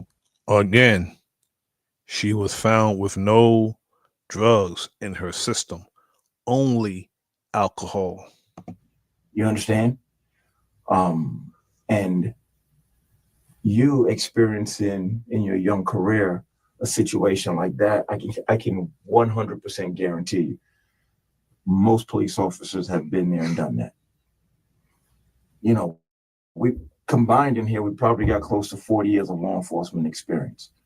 And I can't tell you the number of times we dealt with some people like Miss Martinez, who probably acted totally out of character tonight. Because I can't believe that that female will go around and, you know, be belligerent, not following instructions and things of that nature. And like I said, nothing that she did tonight gives her a right to do what she did to you. But on the other hand, what we did, you know, in response to her, you know, emotions, do you think it was right, was wrong, could have been better handled? I mean, it's just like either way, I feel like either way it would have looked bad because I'm a guy and she's a girl. Like if I would have took her down to the ground, she wouldn't have landed on her hand. She wouldn't have been able to catch herself. She would have landed on her face. And that would have looked really bad on camera, just like what I did looks bad on camera. What do you think looked bad? Like it's the amount of times I hit her. Okay. What you just said. There was definitely right there a rookie move. He fell for it. If you say you could have done things better, or you pointing out what you did that was unbecoming, that's admitting wrongdoing. He's wrong. Definitely wrong. But in an interrogation, if you're being interrogated, he was better off saying, you know, I plead the fifth and not answer that question. But I give him credit for telling the truth. That's the only credit he get is for telling the truth, because hitting somebody that's cuffed with their hands behind their back makes you look like, I don't care if it's a man, you're a coward for that. But you are even worse for doing it to a woman.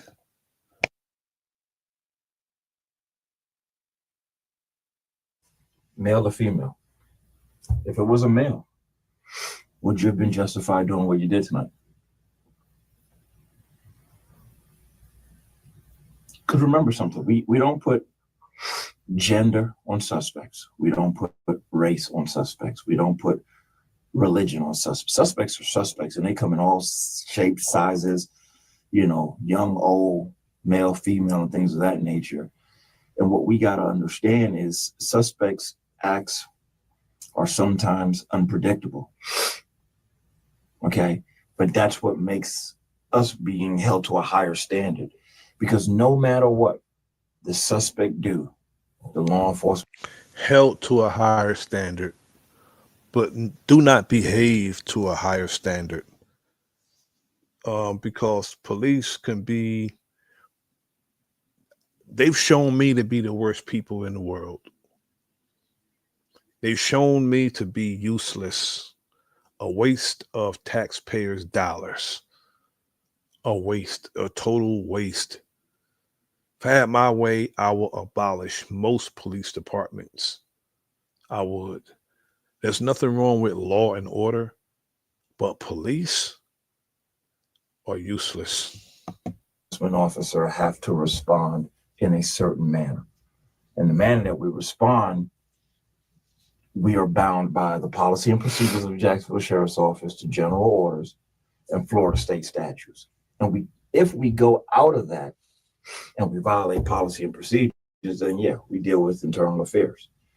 But if we violate state statute, then you deal with the integrity unit. So what I don't want you to leave here and think tonight that if that was a guy, your reaction would have been justified. The investigating officer isn't buying Borasad's flimsy excuse. If Martinez had been a man, Borsati's reactions still would have gone against the policy of the department. Okay, because they don't tell you, or you have to give me the name of the person that tells you it's okay to punch somebody multiple times that are handcuffed. If your FTO, field training order, your field training officer, pardon me, your field training officer, if he or she told you that it was okay, they trained you wrong. I've always said that if your field training officer is a nitwit, an abusive punk, he's going to train his trainee to be the same way. Right? That totally goes against our policy and procedure. So like I said, if given the opportunity to do it all over, what different decisions could have been made?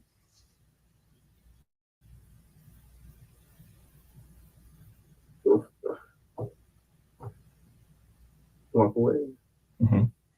Or how about, knocking on the jail window and saying, hey, fellas, can we get a female to this back door so we can get her in here? We've already tussled with her once. We don't want to do it again. She's being belligerent. Guys, help me out. You see what I'm saying? Because our job is to deliver them to that back door and then get them on the other side of that gray door. Because once we do, then it's the correction officers' issues to deal with. Definitely. Like, they don't have enough female officers, so the wait is so long. Female, I'm not trying to make any excuse for anything what I did. But it's just like, I feel like what happened to, like, if I would have walked away, she would have thought that it was okay to do that to like another officer. And then it's my fault. No, see, and I know sometimes these are the myths that you're told in FTO, okay?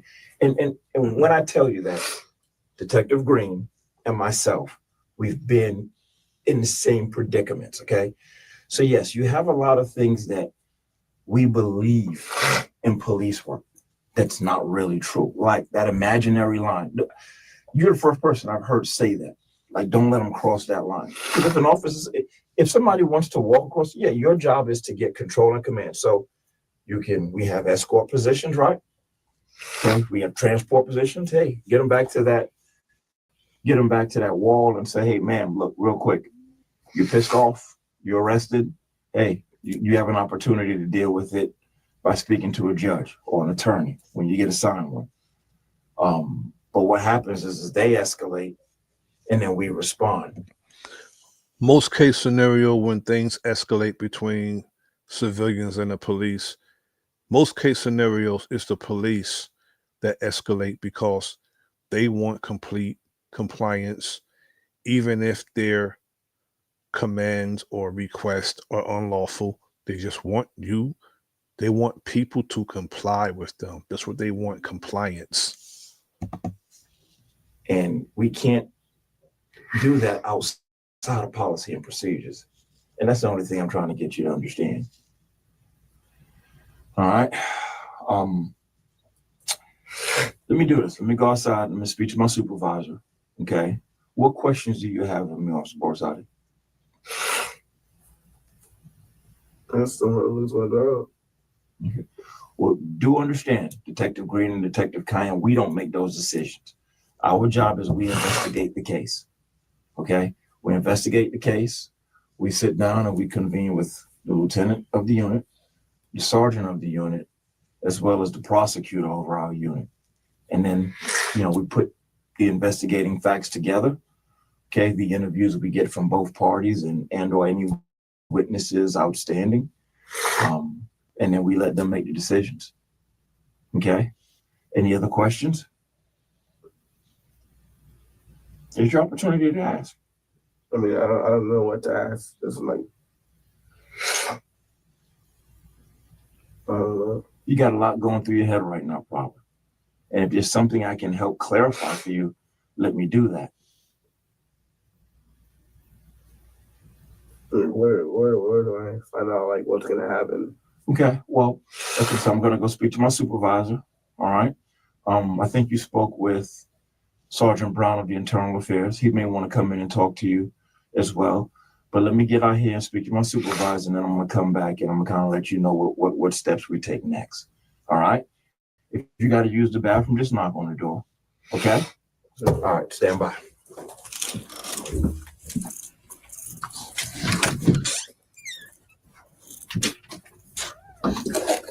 Investigators end the interview after less than an hour.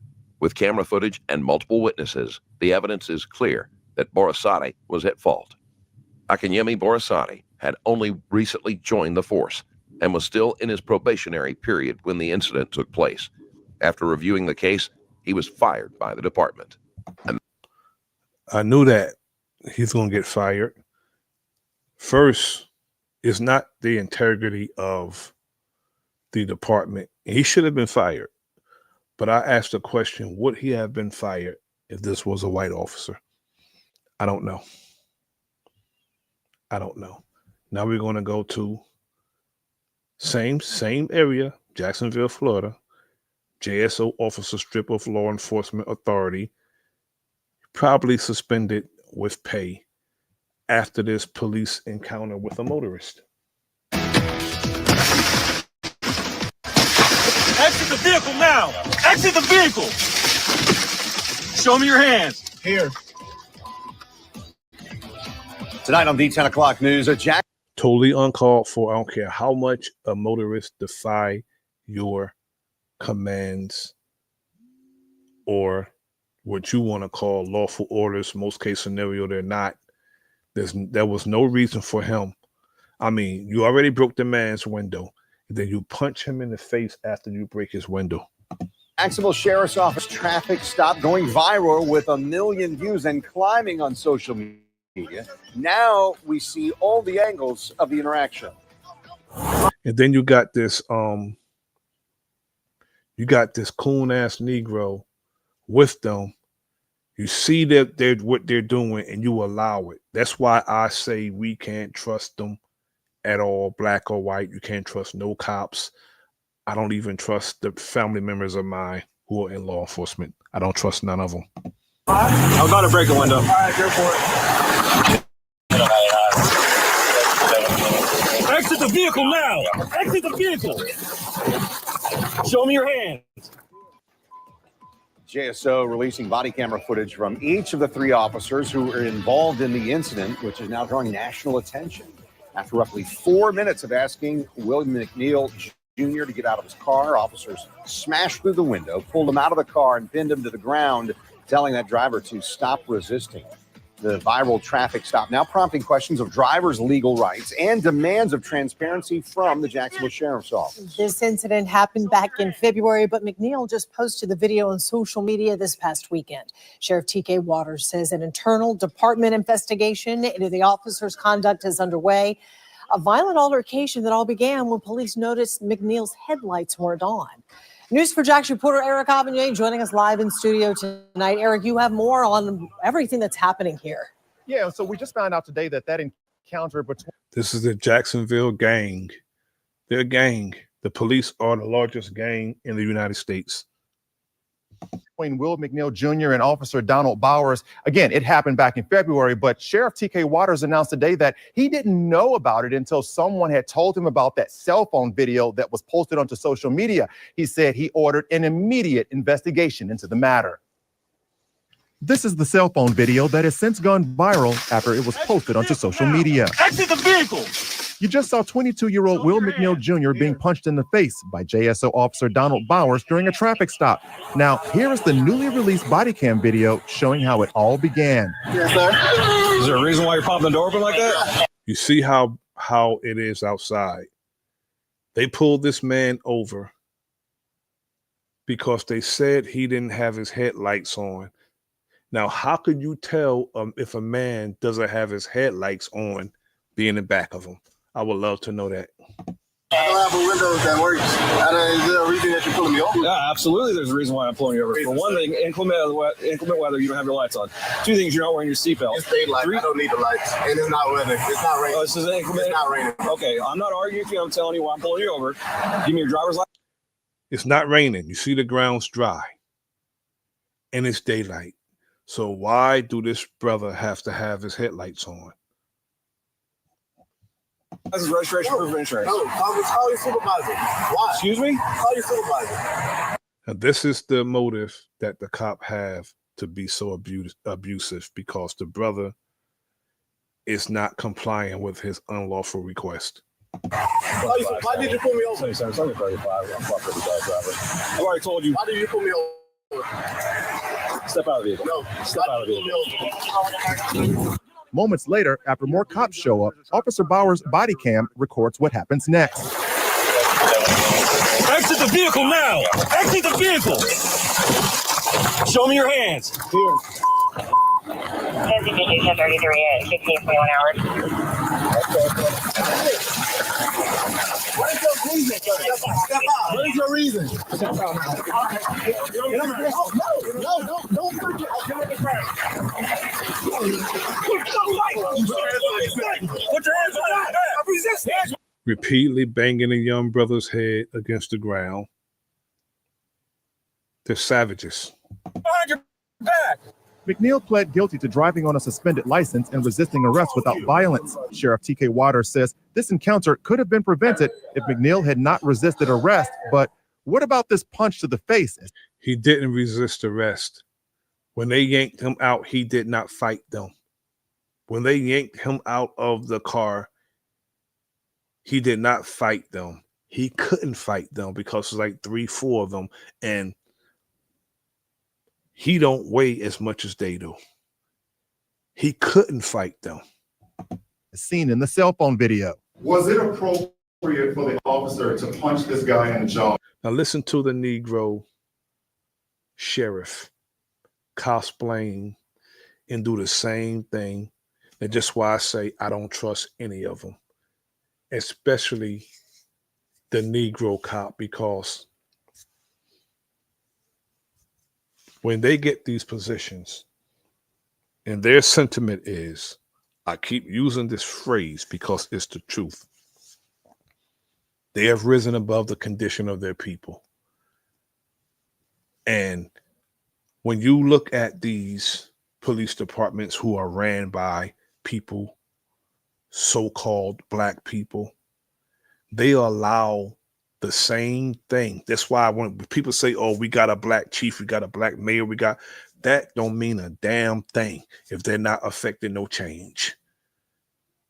Because you can go to New York and take a ride on the subway with a nigga like him because he's nothing but a damn token. After he'd already broken the window. Was that yes or no? Was that appropriate? It depends on the circumstances. He said it depends on the circumstances. There's no circumstance that can make you get violent with somebody who's not violent with you, besides you just being a violent asshole. But it's already determined it's not criminal. Now we're going to look for JSO violation. It's non-criminal for the cop to punch the man in the face for just sitting there. That's non-criminal. Policy violations. How about that? Is that good? Well, if a civilian did that to another civilian, they would be in handcuffs. No, not necessarily. It's a goddamn lie. If a civilian did that to another civilian, they would be arrested for assault. If a civilian did that to a cop, they'll be arrested for assault and beaten when they get to the jail. It depends on the circumstances, the situation. I asked that same question to civil rights attorney John Burris. If his name sounds familiar, it should. He represented Rodney King in court after King was seen on video being beaten by Los Angeles police officers during a traffic stop. Burris has no affiliation with this investigation. If a regular civilian had done that to another person, would it be safe to say that that civilian would have been charged with aggravated assault and destruction of property?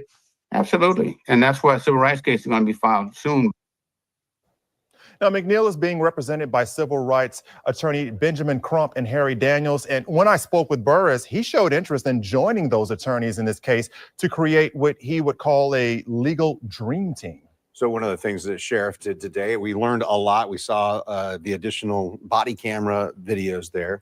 Now that we know William McNeil Jr.'s name, you've been looking into maybe his past. What have you found there? I think you're talking about the officer. Thank you very much. Yes, Bowers is the name of Officer this Bowers. officer. Yeah. So what I found out is that he is no stranger to. He's no stranger to trouble and disobeying departmental policy. The IA, Internal Affairs. In fact, he's been at the center of 5 previous internal affairs investigations. 3 were initiated by civilian complaints, and the other 2 were from within JSO. Just imagine civilians is filing complaints on Officer Bowers, and also the department has a problem with him in the way he does things, but he's allowed to be on the street to do bullshit like this.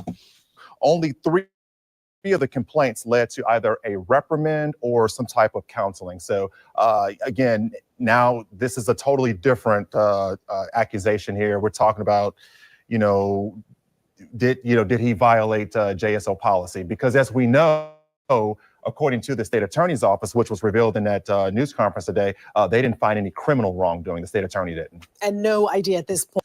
Now that's a lie. Now Benjamin Crump or whoever's representing this young brother should go after that state attorney, because for them to look at this footage and find that the cop did no wrongdoing, nothing criminal about punching somebody in the face for nothing.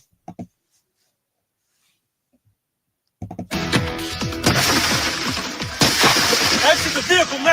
Now we're gonna go TK to Waters. This is Director Ed Cayenne. We're gonna go to the Jacksonville Sheriff TK Waters. He's addressing a viral traffic stop, and listen to this Negro, this despicable Wendell Pierce looking Negro. From our Director of Homeland Security and Investigations. Our integrity unit also falls underneath him. That's why he's joining me up here this evening. Today, the Jacksonville Sheriff's Office is releasing information regarding the circumstances of William Anthony McNeil Jr.'s arrest on February 19th of 2025.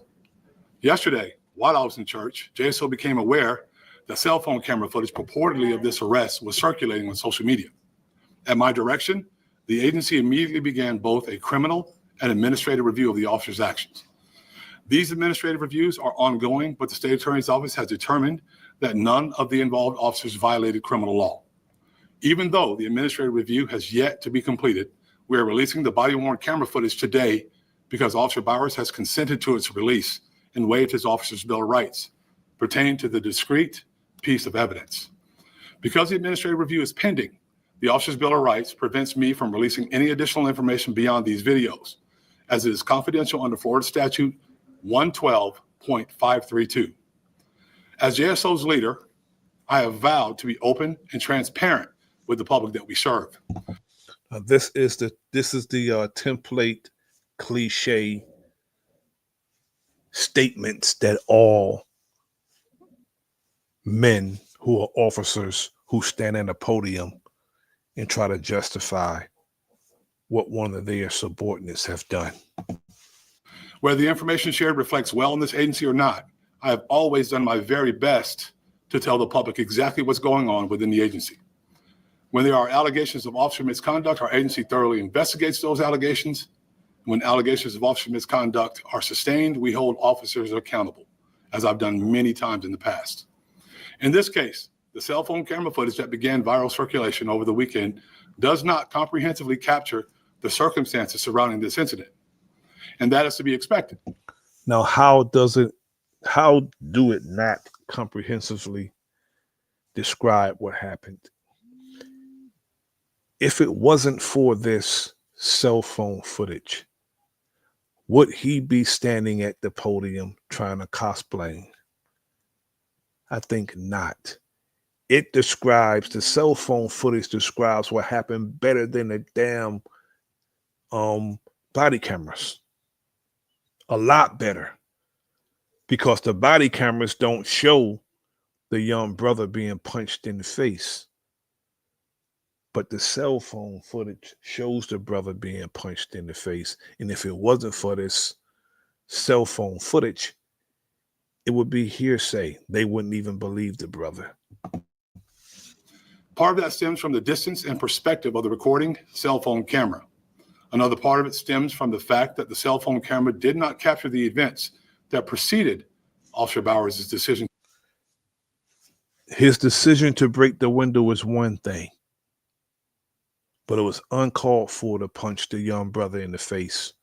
Uncalled for. You cannot justify that with truth. He's sitting there, not swinging at them, just sitting there. To arrest McNeil. Moreover, cameras can only capture what can be seen and heard. So much context and depth are absent from recorded footage because the camera simply cannot capture what is known to the people. Look at the big Negro out there joining in the lynch mob against his own. We can't trust none of them. Once they put that badge, once they put that uniform on, they're no longer, I don't care if it's your family member, that's their family now, because they're not going to just don't think that they're going to risk losing that over you, even if you're family. Depicted in it. As a 33-year law enforcement officer, I understand the importance of thorough and complete investigations. One piece of evidence considered in a vacuum without any context can lead to skewed conclusions. When incomplete cell phone camera footage becomes the basis on which public... Incomplete cell phone footage. Now, he knows that's BS. I don't care if the part where the young brother was punched in the face is the only part that we see. That's enough to know that this brother's rights were violated because he was sitting there nonviolent, and they arrested him. They charged him with resisting with no violence, but they are hitting on him. That's what they charged him with, resisting with no violence. So there's no justification for them hitting him. Opinion turns, the results can be equally faulty. A rush to judgment, whether it be in a criminal investigation or in a court of public opinion, can lead to flawed conclusions. Tonight, I'm sharing the footage from the body-worn cameras of the arresting officer, Officer D. Bowers, and two of the assisting officers, Officer D. Miller and Officer G. Curse, so that the public has more complete understanding of this incident. Before I deliver the currently available information and play the relevant body-worn camera, I want to be clear about something.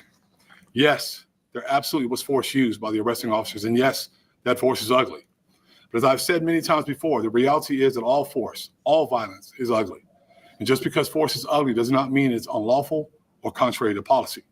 But moreover, I want to provide the public with some background information pertinent to this incident. Since January 1st, how could you justify hitting the young brother, saying that it's non-criminal and not against departmental policy, when you arrested him and you charged him with resisting with no violence? If he didn't commit no violence, what's the justification for punching him in the face? 2025, Jacksonville Sheriff's Office has been involved in 38,805 traffic stops. Even as I speak, that number is climbing. How much of that is racial profiling and cops just pulling people over for no reason?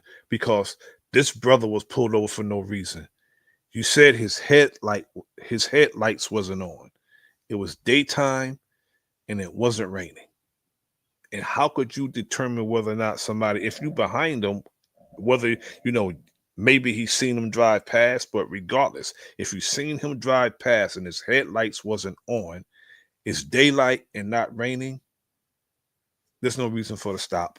Not at all. The overwhelming majority of these tens of thousands of traffic stops were made without incident. After this traffic stop on February 19, 2025, McNeil was arrested for resisting a police officer without violence, driving on a suspended... Resisting the police department without violence. And then they're going to say drugs. That's the thing. They say drugs, but the brother was found with weed on him. Weed. But they'll say drugs to justify their actions. The driver's license, and possession of less than 20 grams of marijuana. On February 20th, 2025, McNeil. If weed is legal, why would they put that out there as possession? That's like saying the man was in possession with a pack of damn Newports today because it's legal. McNeil pled guilty to and was adjudicated guilty of resisting a police officer without violence and driving on a suspended driver's license. Those pleas of guilty were accepted by a local judge who found them to have been factual basis and to have been voluntarily made by McNeil. After the resolution of this criminal case, McNeil took custody of his cell phone, the one he presumably used to record the footage that was shared on social media, on March 5th, 2025. At no time, February to now, did McNeil contact JSO to file a complaint, nor share with the agency the cell phone. Why would he contact you? Why would he contact the police department knowing how the police department treated him in the first place? Why would he contact JSO? How they covered things up and sweep down. I'm sure the brother saw this. He's young, but in his little 22, 23 years, I know he's seen what the police do to other people. He did the right thing by contacting his lawyer, getting him some lawyers, because the police will investigate themselves and find no wrongdoing. Phone footage that is circulated on social media. As I said earlier, immediately upon becoming aware of this footage, JSO began a criminal and administrative investigations into the incident. Had McNeil filed a complaint, JSO would have started this investigation at that time. But we were not aware of this allegation or of improper use of force before this weekend, as this is agency's pattern of practice in any circumstance of use of. Yeah, get this brother paid. Let that be a punch worth millions. I hope this punch is worth millions. And what's crazy about it, it's going to come out the taxpayers' dollars. It should come out the police budget. It should come out their budget. When he wins a lawsuit, it should come out their budget. That's why they need to find out what insurance company is bonding these officers and sue that insurance company. Make the department a liability to the insurance company, to the point that the insurance company dropped them as a client. Force. The relevant body-worn camera footage was reviewed by multiple levels of supervision. However, as you'll see in short order, because if police departments keep getting sued and they sue these insurance companies, they'll drop these departments because they keep paying out millions and millions of dollars. Need to find out who binds them, find out who insure these cops, and sue the insurance company. the body-worn camera footage does not capture Officer Bowers' response to resistance when McNeil was seated in the driver's seat. As I explained, although the state attorney's office has deemed it not criminal, the response to resistance is now subject of a pending administrative review to determine if Bowers' conduct violated JSO policy. The law requires that a person comply with the police officer's commands during a traffic stop. This is extremely important. There are not options. If you disagree, take care of it someplace else, but not on the side of the road. No one enjoys being the subject of a traffic stop. And there are times in which citizens dispute circumstances of their stops. But the law is clear. A person must comply with an officer's commands. Even if the this Negro is standing up here saying, even if the traffic stop, or even if the request or the commands are unlawful, they would just want people to give up, surrender their rights, just handle it somewhere else. But if you know this man is violating your rights, just comply. This Negro out his damn mind. He must have got bit by a rat or a bat or something rabid out there, because he out his damn mind. Even if that person disagrees with that officer's reason for the stop. Within 21 seconds of his civil stop or civil traffic infractions, driving without illuminated headlights during the rain or failure to wear a seatbelt, McNeil refused to provide stopping officers with. Why is he acting like we couldn't see that the ground was dry? and that it was daylight.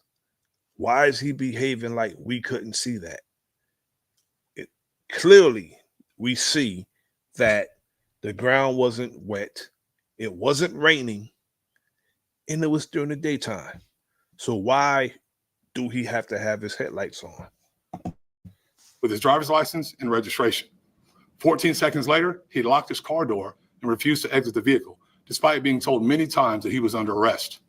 Moreover, McNeil was warned 7 times that he needed to open the door and exit because he was under arrest for resisting an officer without violence.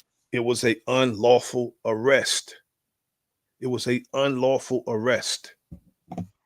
Or police would be forced to break his car window. Soon after McNeil was outside his car, officers found a large, unsheathed serrated knife on the driver's side floorboard. On the floorboard. On the floorboard, and he was not reaching. See, that's what they do. They try to criminalize, even if you're victimized by the cops, they would do something or say something to try to criminalize you, like they did with the sister Breonna Taylor. They shoot her and kill her. She's EMS, but they still tried to criminalize her. You can't be EMS being a criminal, but you can be a cop being a criminal, because the police departments are full of criminals. Now I'll play relevant portions of the body-worn camera of the 3 officers. Officer Bowers. That statement I'm going to prove that you can be a cop with a criminal record, especially if you apply in New York City. Stopping and arresting officer, Officer Miller, the second responding officer who spoke to McNeil from the passenger side of the vehicle, and Officer Curse, one of the assisting officers.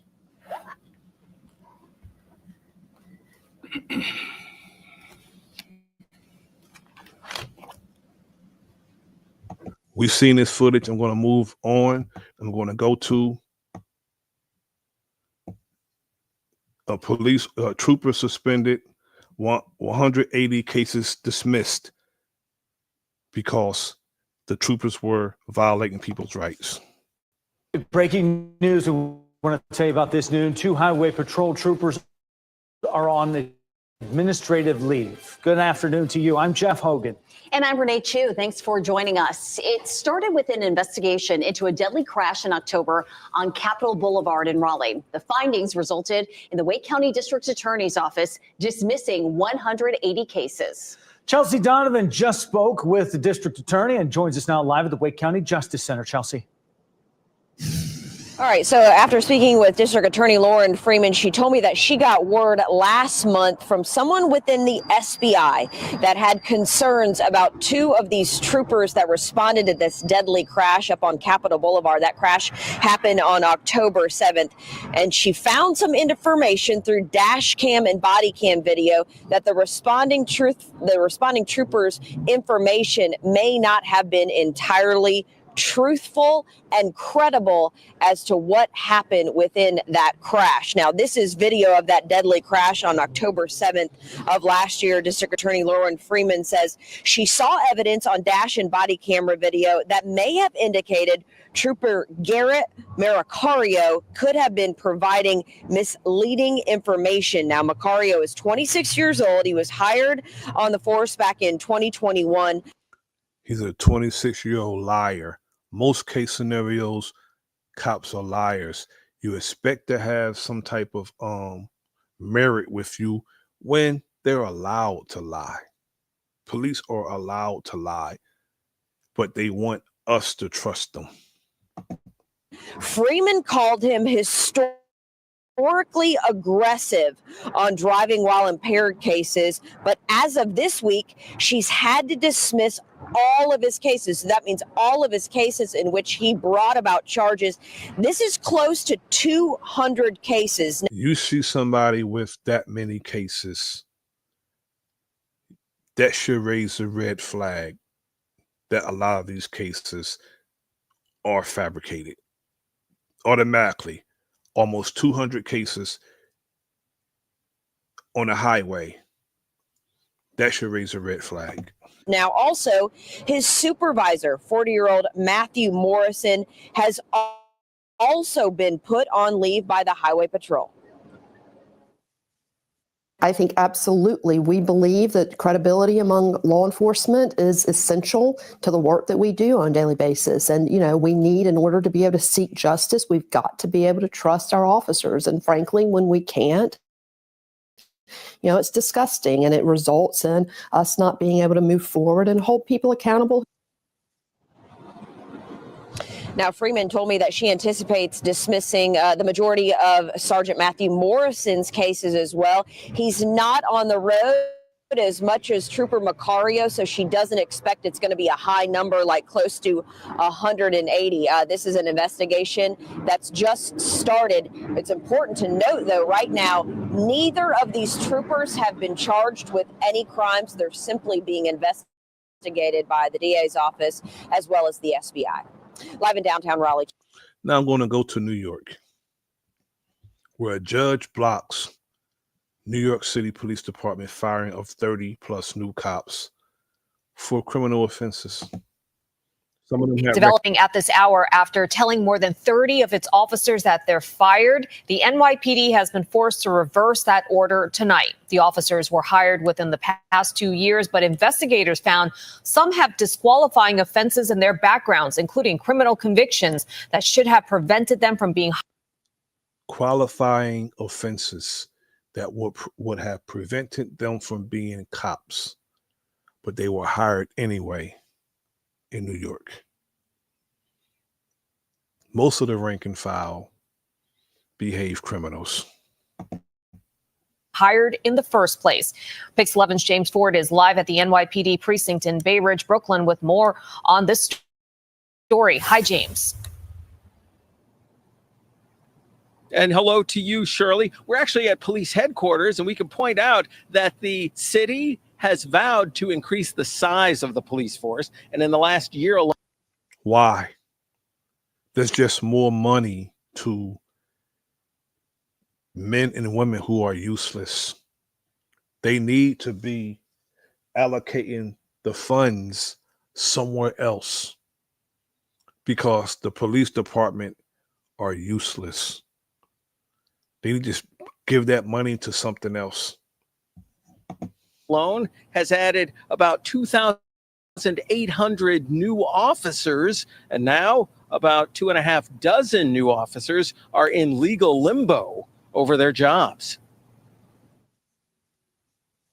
The NYPD says at least 31 of its newest officers or recruits are on the job in violation of the law and either need to resign or be fired.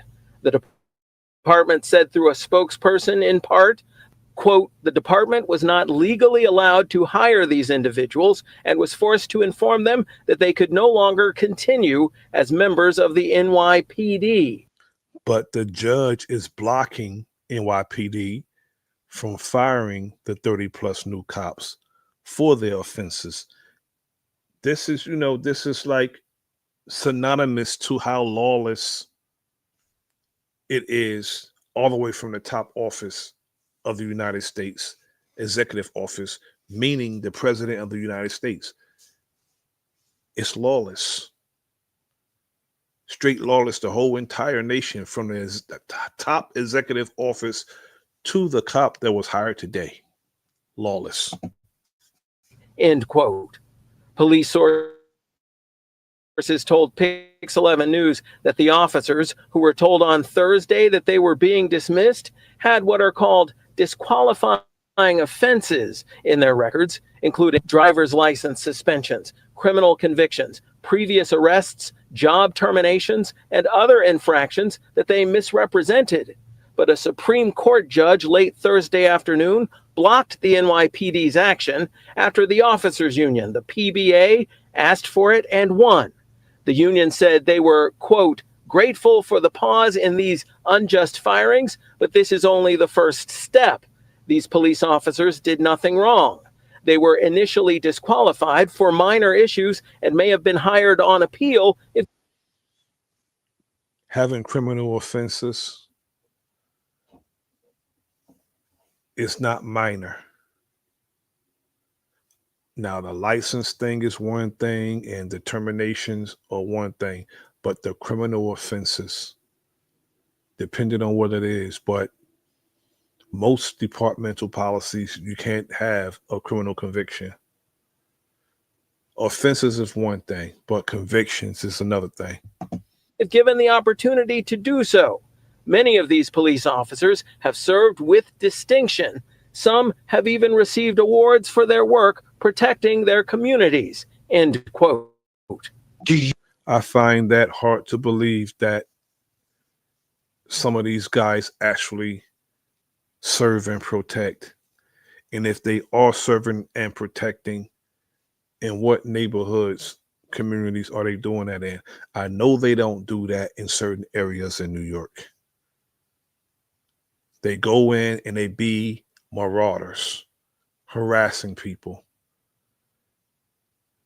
During the 4th of July, it was some brothers and sisters that were barbecuing on the sidewalk, feeding the babies. The police came and started, escalating potential violence. One of those dirty bastards took a gallon of water and poured it on the food, poured the water on the food that they was cooking to feed the babies, trying to agitate the brothers and the sisters that was out there cooking. That's not a peace officer. That's somebody who wants to agitate somebody to, all I know that couldn't happen in a smaller city. Couldn't, wouldn't. In particular, little ass New Brunswick, New Jersey. Wouldn't happen. He'll be coming out his pockets to pay for what he destroyed. Because they do it all the time here, barbecue.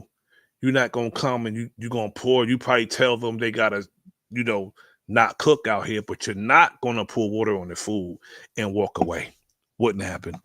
You want an NYPD cop patrolling the city with the full authority that comes with being a police officer, including a badge and a loaded firearm.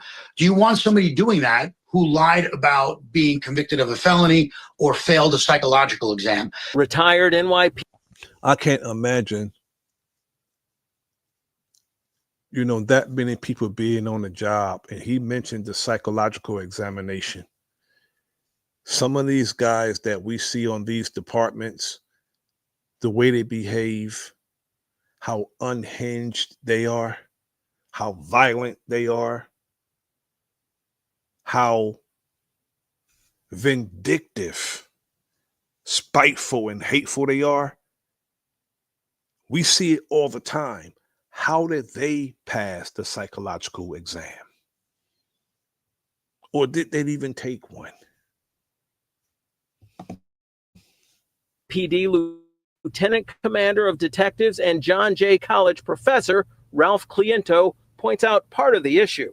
The officers in question were reviewed because they didn't pass their psychological exams. However, according to the public, if they didn't pass their psychological exam, why are they cops? How did they graduate and get an FTO to go get field training and put on the beat?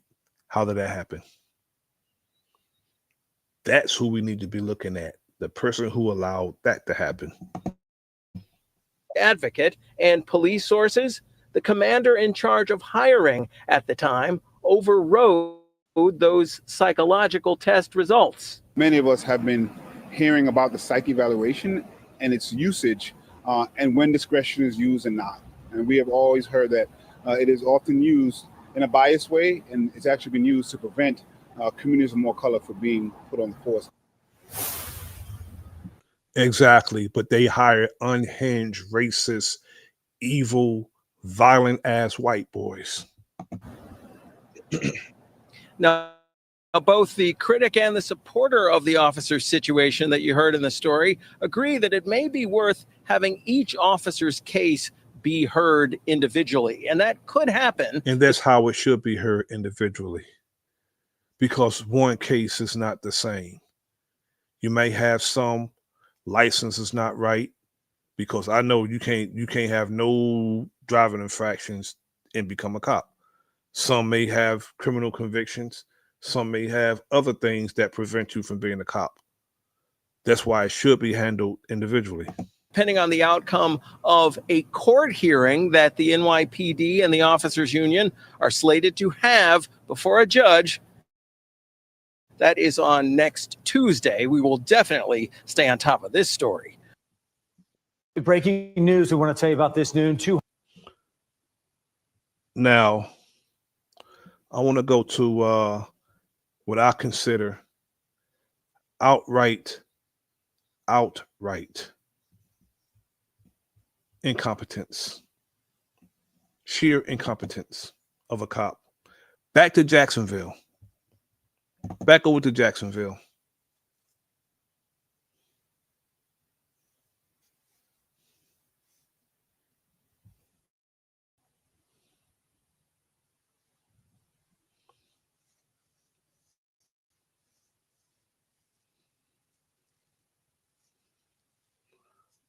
I wonder why this is silent.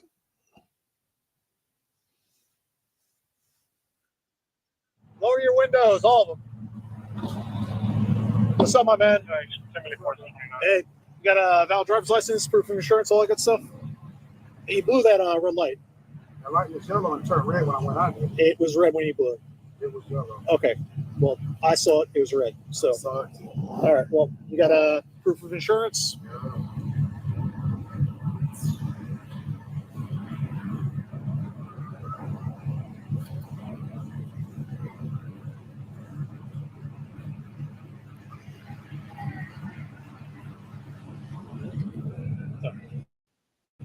Just hang tight. You got you got anything crazy in the car? Yeah.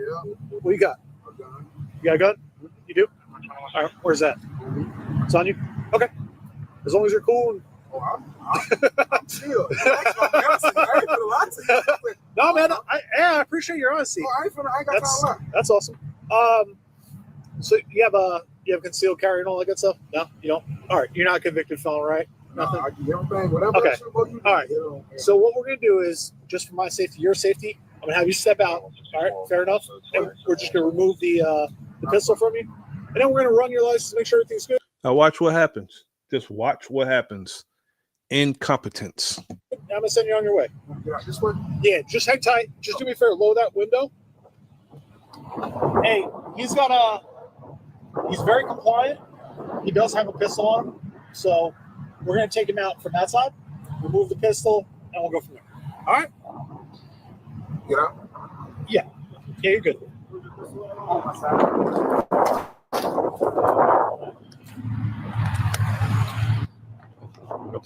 It's fine. I appreciate it, man, being very honest. Oh, yeah, Oh, shit. You okay? Hey.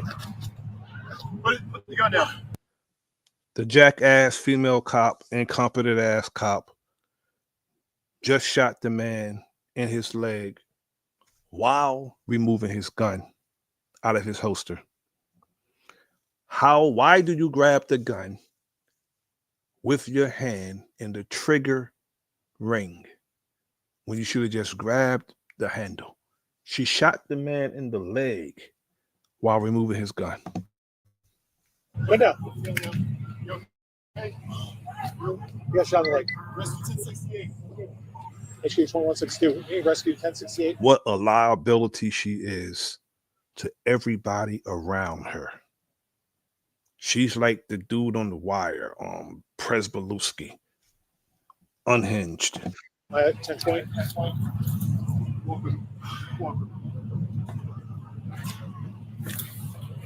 Go ahead. Traffic stop turned into a damn payday. Because I'm sure the brother's going to sue. Rightfully so. Shoot out tonight with a gunshot to his leg. He does have a pistol on, so we're going to take him out from that side.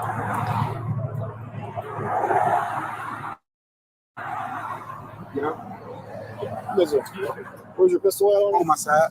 Okay. You still put your hands on top of the vehicle for me?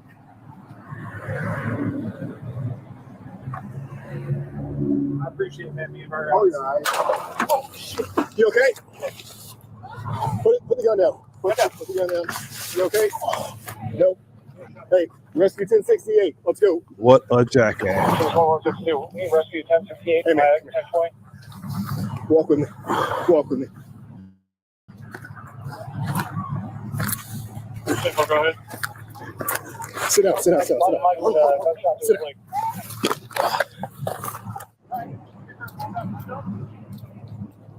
Hey, he's very compliant. He does have a pistol on him, so.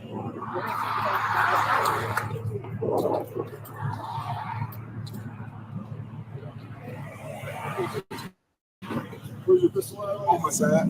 Okay. So, hands on top of the vehicle. I appreciate that. Oh, yeah. Oh, shit. You okay? Why was her hand near the trigger? Her hand was near the trigger. Makes no sense. That makes no sense. Why was her hand near the trigger? It's not how you pull a gun out. She puts her hand on the trigger. He got a pancake. Oh, yeah. Shit. And You on the okay? trigger. Put the gun down. Put it down. You okay? Nope. Yes, I'm right. Rescue 1068. Let's go.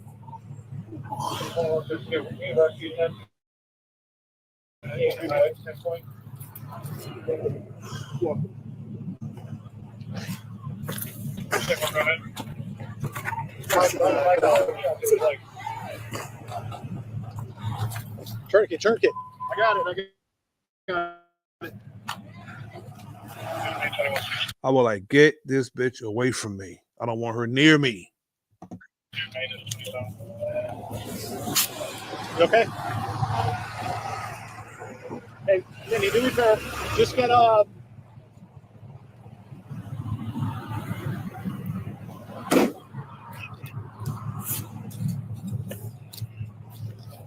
Weber, you good?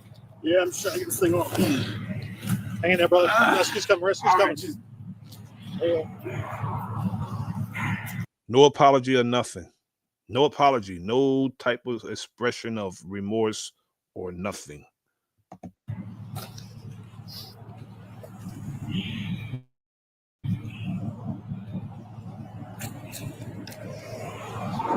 HQ 2162. Looks like that tourniquet is too high also. 2162. Can you let Rescue know that tourniquet's applied to his right leg? I gotta crank it down on him, man. I gotta stop the bleeding. Shit. I gotta crank it down, man. It's gotta stop Hey, the bleeding. we got to do that, brother. Stop the bleeding, all right? Hang in there. Can you hit my phone? Your phone? Where's it at? It's in the truck in the middle. In the middle?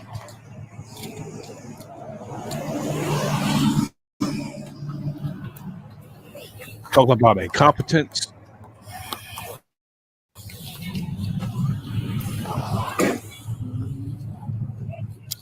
All right, brother.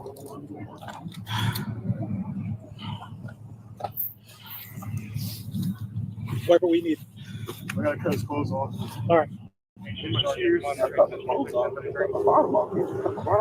Yeah, I gotta see where your head was. Yeah, my leg on the leg. You pretty sure it's just there? Yeah, that's all I heard. Let me see. It's right there. Yeah, I got you, but I need to make sure the exit wound's not up here, or entry wound's not up here, okay? They're gonna cut your clothes off.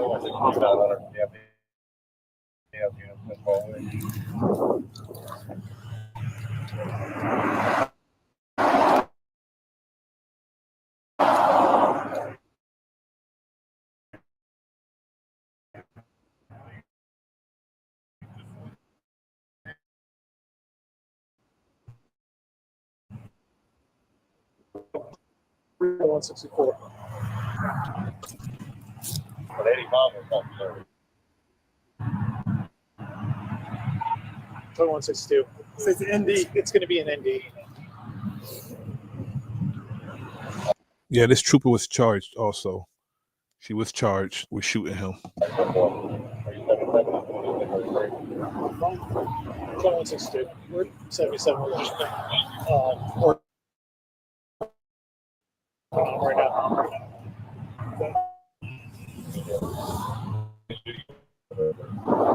Stop. I got your phone, brother.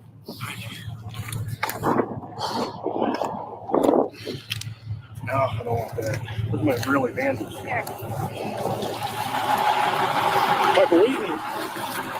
Let's use this really bandage. I want to do compression bandage on that. No.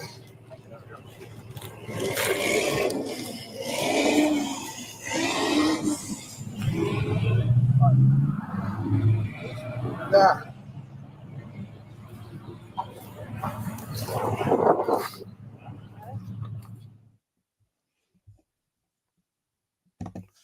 Now we're going to go to the report where she gets charged. Lower your windows, all of them. What's up, my man? Hey, you got a valid driver's license, proof of insurance, all that good stuff? He blew that red light. I like the yellow and turned red when I went out there. It was red when you blew it. It was yellow. Okay. Well, I saw it. It was red. So, all right. Well, you got a proof of insurance? Just hang tight. You got a.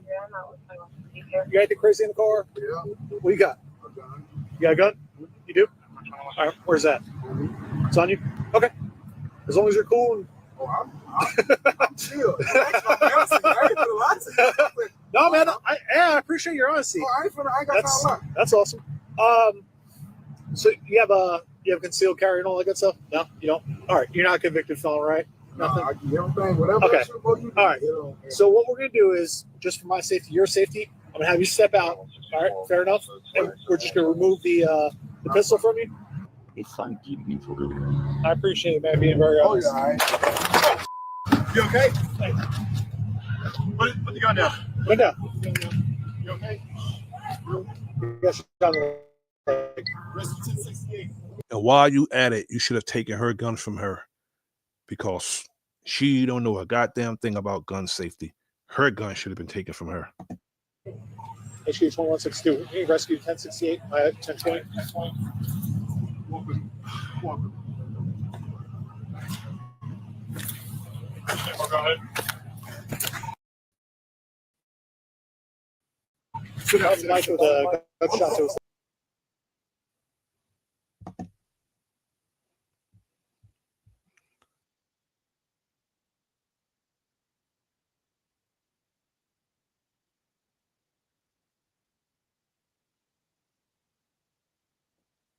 Just want to thank everybody for coming through this evening.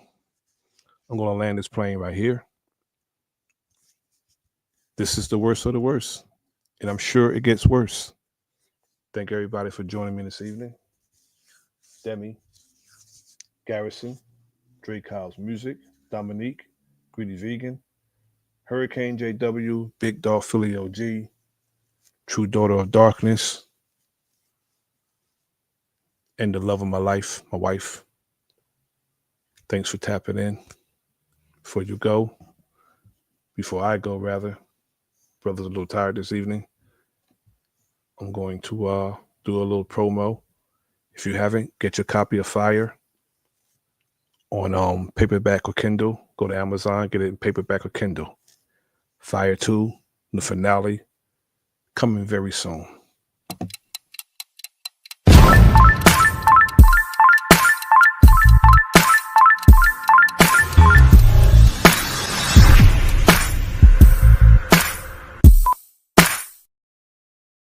Get your copy of Fire. It's definitely a must-read. If you enjoy hood books, this one is it. Just like the title of the book, it's officially Fire. Get it on Amazon, paperback or Kindle.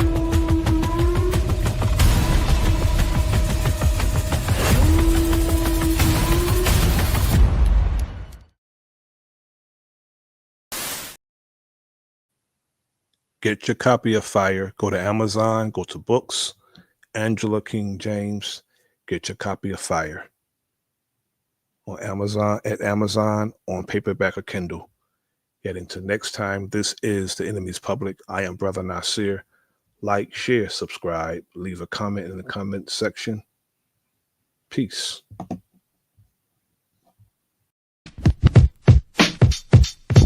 Enemy Public, I saw your thing on YouTube, man. Keep doing